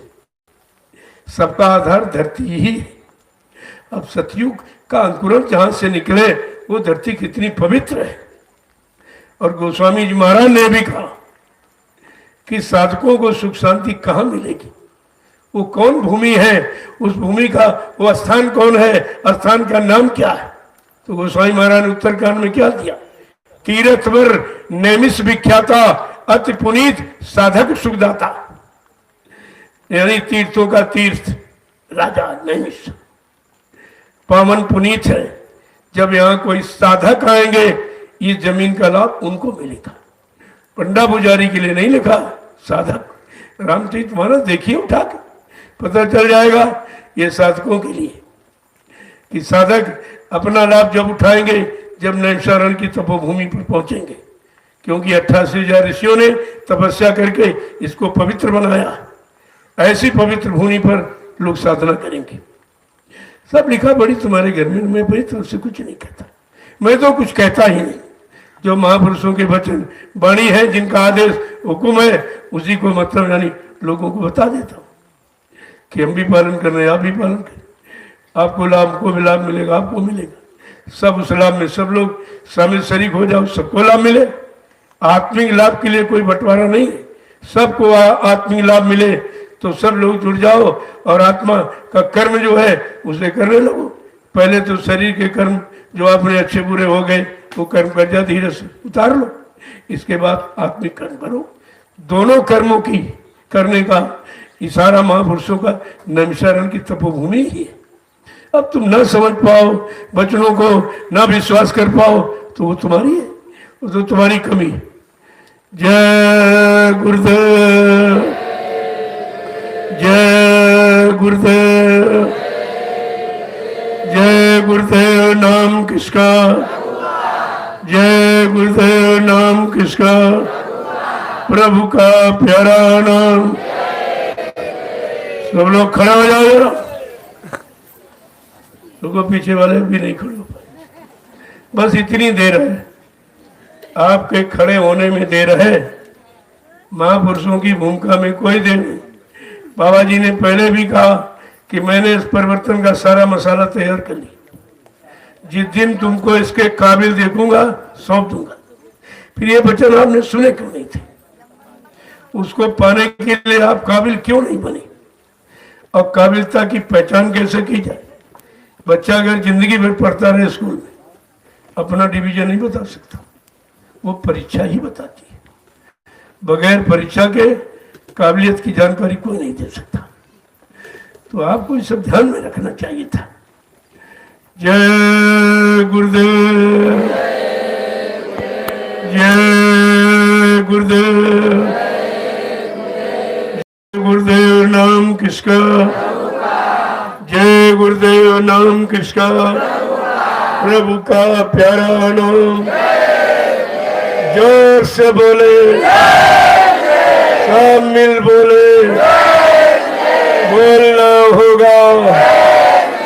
अभी से बोलो, दुख दर्द हरेंगे, सब कष्ट हरेंगे, सुख शांति भी देंगे। सबके दाता, सबके मालिक। प्रेम से बोले, ये नाम नहीं इंसान का, ये काम नहीं इंसान का। देखो ये नाम अपने काम की जानकारी दे, जिससे आपको नाम के बारे में भूल भ्रम न हो। क्योंकि ये काम न किसी ने किया है, न कोई कर पाएगा।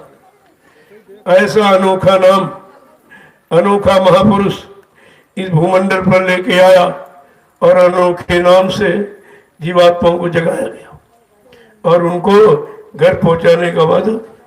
अभी कोई वादा नहीं, शुरुआत है।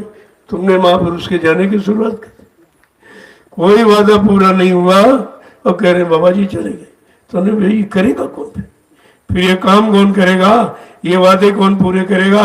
ये भी तो कोई खड़ा होकर कहे कि चले गए तो ये हम काम करेंगे, तो आपकी बात मान ली जाए। आप क्या काम कर सकते हो तो कुदरत ने बता दिया, सिवाय रोने के आप पास कोई काम इस समय नहीं है। और ऐसा तमाचा मारा है कि सबकी बुद्धि अकल खत्म हो गई, कुछ सोच ही नहीं पा रहे। चारों तरफ हंगामा मचा हुआ, इतना भारी डर पैदा कर दिया, और दिखाई को जैसे भूत नहीं दिखाई दे रहा, कहते हैं वहां भूत लगता है। अब वो डर पैदा कर दिया, देखाएगा भूत किसी ने और मिला नहीं किसी को, कहते वहां भूत है भूत है भूत। अब बेचारे सुन के डर गए। ऐसे ही कहा कोरोना कोरोना कोरोना, अरे कहाँ किसी को मिला, दिखाई दिया? वो कहता कोरोना ये काम न करो तो मैं नहीं तुम्हारा भाई नुकसान करूंगा, और नहीं मानोगे तो करूंगा जरूर। करो ना, क्या नहीं करना। झूठ मत बोलो, निंदा आलोचना बुराई क्रिटिसाइज मत करो, बदअशील शब्दों का प्रयोग मत करो, मुर्दा मांस मत खाओ, और बुद्धि नाशे नशा शराब का प्रयोग मत करो, कोई गंदी चीज खाना नहीं है, तो इसको करो ना, क्या नहीं करो, क्या करो। अभी तक समझ में नहीं आया, कहते बीमारी बीमारी, हमने दवा कहाँ चली गई, दवा कहाँ इसकी है। बीमारी बीमारी कुछ नहीं, केवल भय पैदा करती, ये नहीं ये नहीं वो नहीं वो नहीं। ये नहीं कह रहे अरे भाई गंदगी ना खाओ, कोई बीमारी नहीं आएगी। गंदगी खाने का परिणाम ही तो बीमारी है, और क्या। अब वो कोई मना नहीं कर रहा। 3 महीने लॉकडाउन रहा, और जब खुला तो सबसे पहले शराब का ठेके खोल दिया। ये देखो बुद्धि क्या कर रही, इसे कहते विनाश काले विपरीत बुद्धि। जब जैसी हो तबियता तब तैसी मति होए, और काल रेख की लेख को मेट सके नहीं कोई। कौन मिटेगा इसको? जो किया है उसका फल भोगना ही पड़ेगा, उसे आप हटा नहीं मिटा नहीं सकते हो। देख ले किसी की समझ में कुछ नहीं आ रहा, अरे भाई है बीमारी तो कुछ तो दिखाई देनी चाहिए। बीमारी है नहीं, और बीमारी की दवा है नहीं, और फट से गड्ढा खुदा कर दिया। अब तो धीरे धीरे उसका राज खुलने लगा है, लोग जानने लगे। अब तो अखबारों में भी आने लगा कि बीमारी कुछ नहीं थी, जबरदस्ती उसको खिला पिला के मार दिया, और उसके जितने शरीर के पुर्जे थे बढ़िया उन्हें सब निकाल के लिए। एक एक किडनी 10-10 लाख 15-15 लाख की बिकती है। ये व्यापार है, कोरोना व्यापार, कुछ नहीं। और इनकी समझ में कुछ भी नहीं आ रहा, क्यों ऐसा कोई काम करते हो कि तुमको भी परमात्मा के घर जाना है। क्या आप जवाब देंगे? पूछा जाएगा भाई अपने शासन काल में जिम्मेदारी में आपने कौन सी जिम्मेदारी समझी और कौन सी जिम्मेदारी निभाई, तो आप क्या जवाब दोगे? जब हम तो प्रार्थना कर रहा हूँ, प्रार्थना करता रहूंगा, मानो न मानो खुशी आपकी, वो तो आपका है। जय गुरुदेव, जय गुरुदेव, जय गुरुदेव। नाम किसका? जय गुरुदेव। नाम किसका? प्रभु का प्यारा नाम। जो लोग जाने वाले हो वो जा सकते हैं। देखो मैं पहले एक दिन कल ही आपसे मिला था, शाम को सबसे मिला, सबको प्रसाद मिल गया, और कहा भाई जाने वाले सुबह पहले निकल जाना, क्योंकि मेरे मिलने का समय वही है, उसी समय सबसे मिलूंगा। अब 2-2 4-4 से मिले तो पूरा दिन इसी में निकल जाएगा। ऐसा नहीं, जब आपको मिला जाता है, प्रसाद दिया जाता है, सुनी जाती, फिर इसमें मतलब क्यों बार बार करते। तो जाने वाले हैं वो जाने की तैयारी करें, और जिनको सेवा करनी तो मैं मना थोड़ी करता हूँ, लेकिन ये है कि जब आप नहीं जाओगे दूसरा आएगा कैसे? आप आ गए, बाकी परिवार के लोग घरों में, उनको भी मौका दो। आप चले जाओ, वो आ जाएंगे 1 दिन 2 दिन के लिए, इसके बाद वो चले गए, फिर जो बाकी रहे वो आ जाएंगे। ऐसे धीरे धीरे सबको मौका मिल जाएगा सेवा का, और मैंने सत्संग का और भजन का। ये तीनों काम यहाँ होते। ये काम तुम कहीं चले जाओ किसी मिशन में नहीं होते, कि भजन सत्संग सेवा कहीं नहीं, आपके यहाँ सब हो रहा। यही मूल कारण है तुम्हारे बचने बचाने का, मूल कारण यही है कि जो यहाँ सेवा से फुर्सत ही नहीं किसी। जब फुर्सत नहीं तो किसी की निंदा क्यों करेगा, समय नहीं उसके पास। यहाँ तो ऐसा माहौल वातावरण बन गया है कि किसी को अपनी सेवा से फुर्सत नहीं, और ज़्यादा सेवा नहीं तो भजन पर बैठ गया। भी तो सब है, कुछ नहीं तो सत्संग वचनों को दोहराने लगा बैठकर। यहाँ तो मन के लिए सारा सामान है, अब उस सामान मन को ना आप दे पाओ तो ये भी तुम्हारी कमी। जय गुरुदेव, जय गुरुदेव, जय गुरुदेव नाम किसका, जय गुरुदेव नाम किसका, प्रभु का प्यारा नाम। देखो भंडारे जितने हैं वो बैठ करके मीटिंग कर लिया करो कि नाश्ता किसको देना है, दोपहर का भोजन किसको, शाम को भोजन किसको देना, ताकि भोजन खराब ना हो। ये लोग भोजन वहां से ले आए, देखा कि अरे यहाँ बढ़िया मिला तो उसको फेंक दिया, ये ले, ये गलत है, ये सबसे बड़ा पाप है, सबसे बड़ा अपराध है, अन्य देवता है। लोगों ने कदर नहीं की तो अब की बार कुदरत ने नज़ारा दिखा दिया। जो बेचारे बाहर कुछ सेवा करते थे, मजदूरी नौकरी, अब वो देखा कि बीमारी फैल गई तो वहां से भागी पैदल। और उनसे पूछो कि रोटी की कीमत क्या, 2-2 3-3 4-4 दिन कोई रोटी नहीं। गांव में गए, रोटी मांग ली, खा लिया, उनसे रोटी की कीमत पूछिया। तो रोटी की कीमत करो, अन्य देवता है रोटी और बेटी। अगर इनकी सुरक्षा और कीमत न समझी गई और समय से इनका प्रयोग न किया गया तो देश कंगाली में चला जाएगा। ये समझना चाहिए, रोटी और बेटी का यहाँ परहेज सिखाया गया, यहाँ परहेज है। तो अब बात ही नहीं समझते कुछ। तो भंडार वाले जितने हैं, एक तो बैठाल के भोजन कराई, कोई लेके अपने टेंट आउट में भोजन नहीं आएगा। अगर लाएगा तो प्रसाद नहीं रहेगा, प्रसाद तो वहीं पर बैठ के खाने का। और आप खिलाने टाइम देख रहे करो भाई, किसी की थाली में कोई इतना दो, 3 बार मांग लो, 4 बार मांग, लेकिन ये क्या तमाम ले लिया, फिर तुम उसको इधर उधर फेंकने की कोशिश करते, ये गलत है। क्योंकि जब उसमें दया दुआ शामिल है, प्रसाद है, वो दया तुम नाली में फेंक दोगे, तुम्हारे पास क्या बचेगा। बात को समझा करो, पहले उतना लो जितना खाओ, और परोसने वाले उतना परोसे जितना वो सब खा सके। दोनों को ध्यान रखना, नहीं तो अपराध दोनों को लगेगा। इस पर बराबर ध्यान रखिए आप। तो बैठ करके अपना मतलब मीटिंग कर लो कि भाई नाश्ता किसको देना है, दोपहरी भोजन किसको देना, शाम को किसको, तो बेकार नहीं होगा। अब सब लोग तैयार कर दो, खाने वाले उतने, तो भोजन खराब हो जाएगा। तो इसका मतलब क्या हो तुम्हारी सेवा का, तुम भोजन खराब करने के बाद सेवा करने आए। ये लोग सेवा करते, तुम भोजन देते, तो अच्छी बात है, ये तो पुण्य का फल है, मिल जाएगा आपको। लेकिन तुम्हारा बनाया भोजन अगर इधर उधर फेंक दिया गया तो लाभ कैसे मिलेगा। तमाम रोटियां इधर उधर पड़ी मिलती है। ये सब यहाँ देखा जा रहा है। इन झोपड़ियों के कारण तुम क्या क्या यहाँ बैठ के करते हो, जो यानी मतलब समाज में लोग नहीं, उससे ज़्यादा गलत काम तुम यहाँ करते। मैं ये व्यवस्था खत्म कर दूंगा, यहाँ कुछ नहीं होगा। वो बाउंड्री बन रही है, जब बाउंड्री के अंदर होगे तो नियम संयम का पालन करोगे, नहीं तो बाउंड्री के बाहर। इसीलिए व्यवस्था कीजिए ये सब देख करके। बहुत मनमानी, जिसको देखो ये कर रहा, सुन रहा, सत्संग किसी समझ में नहीं आ रहा। सत्संग नहीं नोट किया कि चलो बैठ के वहाँ देखेंगे, वहाँ मोबाइल खोलो फिल्में देख रहे, ये सत्संगी है। इनको सत्संगी मानोगे धोखा हो जाएगा। यही धोखा है, दूर यानी गैरों से नहीं अपनों से धोखा हो जाएगा, क्योंकि अपने अपने नहीं। ये सब वही सांसारिक कामों में लगे हैं, वही काल माया का सामान इकट्ठा किए, उसी में यहाँ रह रहे। ये व्यवस्था खत्म कर दूंगा, मैं पहले ही बता देता हूँ। इसलिए सुधार कर लो, न ये काम कोई यहाँ रहेगा नहीं। जो आएगा उसका मोबाइल जमा करा लिया जाएगा, पहले जमा करो कार्यालय में, जब यहाँ से जाना तब ले लेना, चले जाना। लेकिन यहाँ रहोगे तुम्हारे हाथ में नहीं रहेगा, क्योंकि देखा गया है कि तुम उसका दुरुपयोग ही करते हो। ये समझते क्या, देखते हो सुनते कुछ, उनको क्या मालूम क्या करते। अरे तुम जो करते हो हमको सब मालूम है, सब मालूम। जो तुम कर रहे हो वही मैं देख रहा हूँ, तभी तो बता रहा हूँ कि आप हमको कोई बताता थोड़ी है कि आप क्या क्या करते हैं। अभी बहुत बातें हमने खोली नहीं है, खोल देंगे तुम शर्मिंदा हो जाओगे, और यहाँ यही लोग मार पीट के भगा देंगे तुमको। इतने खराब तुम काम यहाँ करते बैठ कर।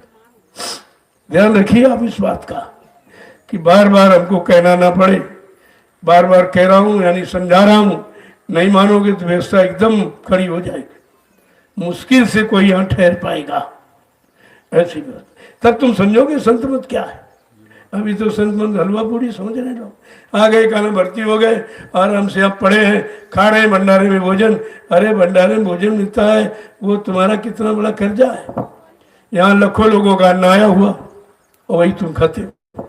क्या लाखों लोगों की अदायगी कर सकते हो? अगर सेवा नहीं करोगे, अच्छे से अच्छे काम नहीं करोगे, भजन नहीं करोगे, तो क्या इसकी अदायगी कर लेंगे आप?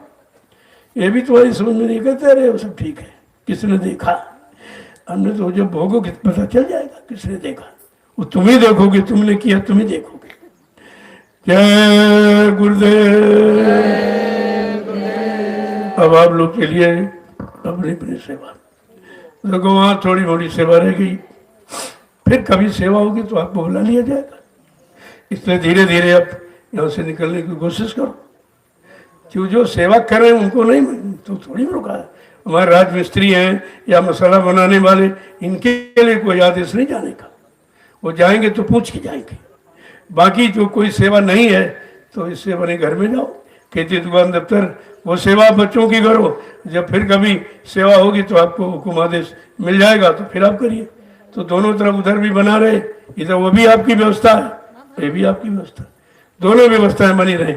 यहाँ व्यवस्था बिगाड़ी नहीं जाती, इस बात का ख्याल रखना चाहिए।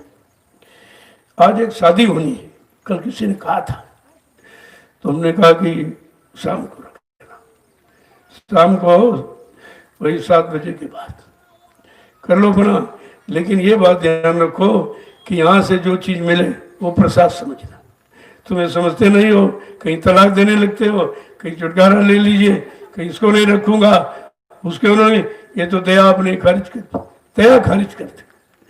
जो चीज मिली है कर्मानुसार, जिसके साथ तुम्हारा लेन देन है उसी से यहाँ संबंध कराया जाता, और उस लेन देन को तुम समझते नहीं बिल्कुल।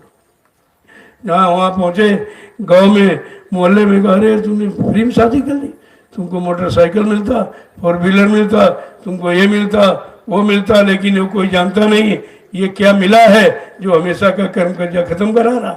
ये अच्छा कि वो अच्छा। तो बात को समझा करो। यहाँ जो संबंध होते हैं वो इसी तरीके से सोच विचार के, जब कोई योग नहीं होगा फौरन मना कर दूंगा, शादी मत करना। कभी कभी लोग मानते नहीं, कहते हैं हमने तो बात कर रखी है, हमारा काम बहुत हो गया, तो हमने फिर पूछने के आए। अपनी इच्छा से करो तो यहाँ पूछो मत, यहाँ पूछो तो उसके अनुसार करो, नहीं नुकसान आपका हो जाए।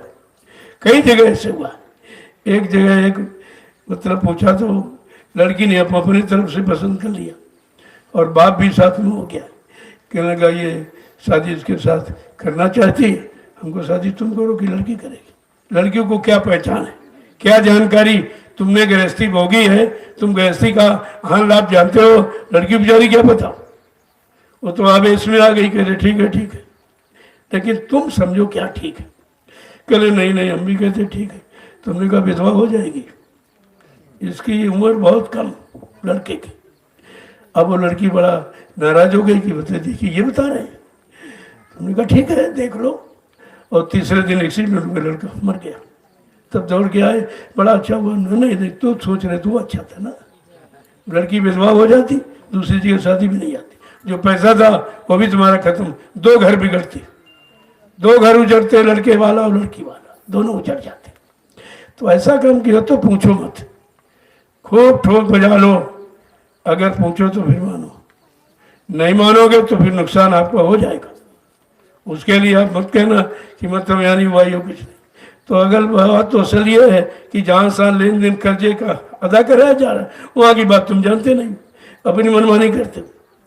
तमाम लोग आए, कल भी दिया कल नहीं, लड़की लड़के ये आपस में जो है, हमने लड़की कैसे जान की लड़का ठीक है, या लड़के कैसे जान की लड़की ठीक है, इनको क्या मालूम, इनको तो कुछ पता ही नहीं। इन्होंने चेहरा देगा और रंग देगा, कर ठीक ठीक ठीक।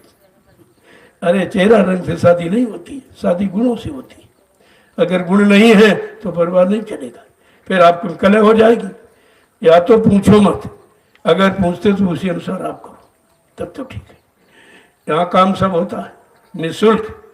जय गुरुदेव आध्यात्मिक वैचारिक समिति तमाम तरह की जन सेवाएं करती है, जैसे बिना दहेज की शादियां, आप देखिए मुंडन संस्कार और नामांकन, यज्ञोपवीत सब निःशुल्क, कोई पैसा नहीं लिया जाता उसके बदले, और भोजन फ्री और बिजली पानी फ्री, बिल्कुल निःशुल्क सब रहते हैं। इनसे कोई पैसा लिया जाता है? पूछो से। तो मतलब यानी ये सब निःशुल्क, और तमाम जैसे दवा है वो भी फ्री मुफ्त मिल जाती है आपको। धीरे धीरे व्यवस्था बनेगी तो कोई ना कोई सेवा करने वाले डॉक्टर वैद्य हकीम भी आ जाएंगे, वो भी बैठेंगे, वो भी बड़ी सेवा करने लगेंगे, और धीरे ये बहुत तरह की। और शाकाहारी बनने का निःशुल्क प्रचार, निःशुल्क प्रचार करती है जय गुरुदेव आध्यात्मिक वैचारिक समिति। तो लोगों को सोचना चाहिए कि इतनी समितियां और संगठन और संघ हिंदुस्तान में बने हैं, लेकिन इस तरह का काम कोई नहीं करता जो जय गुरुदेव आध्यात्मिक प्रचार समिति, वैचारिक प्रचार समिति ये काम करती है। तो इसका तो प्रचार धीरे धीरे सब जगह हो रहा। प्रचार ही नहीं, विचार भी लोग बना रहे हैं। प्रचार सुनकर लोग विचार बनाते हैं कि ऐसा संगठन बहुत अच्छा है, गरीबों के लिए बहुत ही अच्छा रहेगा। हमने नहीं, गरीब अमीर सबके लिए अच्छा रहेगा। भाई सबकी अगर अनावश्यक धन जो खर्च करते हो बच जाए तो लाभ तो सबको होगा उससे। और यहाँ कुछ चाहिए नहीं, निःशुल्क, ये निःशुल्क सेवा है, आपको समझ लेना चाहिए। जय गुरुदेव आध्यात्मिक वैचारिक समिति तमाम तरह की जन सेवाएं कर रही है, ऐसा नहीं मतलब। और लोगों को जब आते तो यहाँ देखते भी कि रहने का आवास फ्री, बिजली पानी फ्री, भोजन फ्री। जब लोग करके जाते हैं तो कहते भाई ऐसा तो माहौल कहीं नहीं। कहीं चले जाओ मिशन में, कहीं एक एक थाली का पैसा पड़ता है, बगैर पैसे की थाली तुम्हारे सामने नहीं आएगी। और इसको देख लीजिए आप, तुम्हारे सामने तो है, तुमने अपना अन्न दिया, तुमने भोजन किया तो ठीक, लेकिन तुम्हारे अन्न को कितने लोगों ने खाया ये परमार्थ है, ये आपकी सेवा हो जाती। क्योंकि यहाँ तो सब तरह के लोग आते, देखने के लिए आए, कुछ समझने के लिए आए, कुछ निंदा आलोचना बुराई का कुछ मसाला मिल जाए उसके लिए आए, लेकिन सब देखते हैं तो सब स्तब्ध रह जाते कि ये क्या। हमने कहा सब सामने आपके। हमारे यहाँ कर्मचारी अधिकारी, उसका भी सम्मान जो कहीं नहीं मिलता। मैंने हिंदुस्तान में पुलिस कर्मचारी अधिकारियों का वो सम्मान किया है जो किसी ने कभी किया नहीं होगा, सबको मालूम है। यहाँ भी कार्यक्रम हुआ, यहाँ सबको पता। जब हिंदुस्तान में कार्यक्रम किए गए, सबको बुलाया गया, आमंत्रण निमंत्रण किया गया और सब आए, उन्होंने देखा कि हमारी कोई ड्यूटी भी नहीं, इनके वॉलंटियर खुद ही सब सेवा कर रहे हैं, तो बड़े खुश हुए। हमने कहा इसी तरह का माहौल अगर देश दुनिया समाज का बन जाए तो आपकी ड्यूटी कम हो जाएगी। हम तो चाहते हैं आप लोग चौकी कोतवाली थानों में बैठकर वहीं से सुपरविजन करें। ये रात रात भर दौड़ना भागना जगना ये नहीं करना पड़ा। अगर सच्चा समाज तरीक काम कर रहा हूँ, धीरे धीरे धीरे जो जरूरत समझते जाएंगे अपनाते जाएंगे। और चाहते सब यही, जितने भी हैं, चाहे राजनीति के हो, धर्मनीति के हो, सब यही चाहते हैं सच्चे अच्छे समाज का निर्माण हो, मानव का खान पान अच्छा हो, उसके भाव विचार अच्छे हो, देखना सुनना उठना बैठना बोलना चाहना और कहना सब अच्छा हो जाए। तो अच्छा हो कैसे जाएगा? अच्छा कहने से अच्छा नहीं होगा, तुमको अच्छे काम करने ही पड़ेंगे, अच्छा माहौल वातावरण बनाना पड़ेगा, मानव का अच्छा खान पान लाना पड़ेगा। क्योंकि जैसा भोजन करता वैसे विचार, जैसा करो आहार वैसे बने विचार। जब विचारों का जन्म आहार से होता है और आहार जब खराब हो गया तो विचार खराब हो गए, विचार खराब हो गए तो कर्म खराब हो जाएंगे, कर्म खराब हो जाएंगे तो सजा पा जाओगे आप।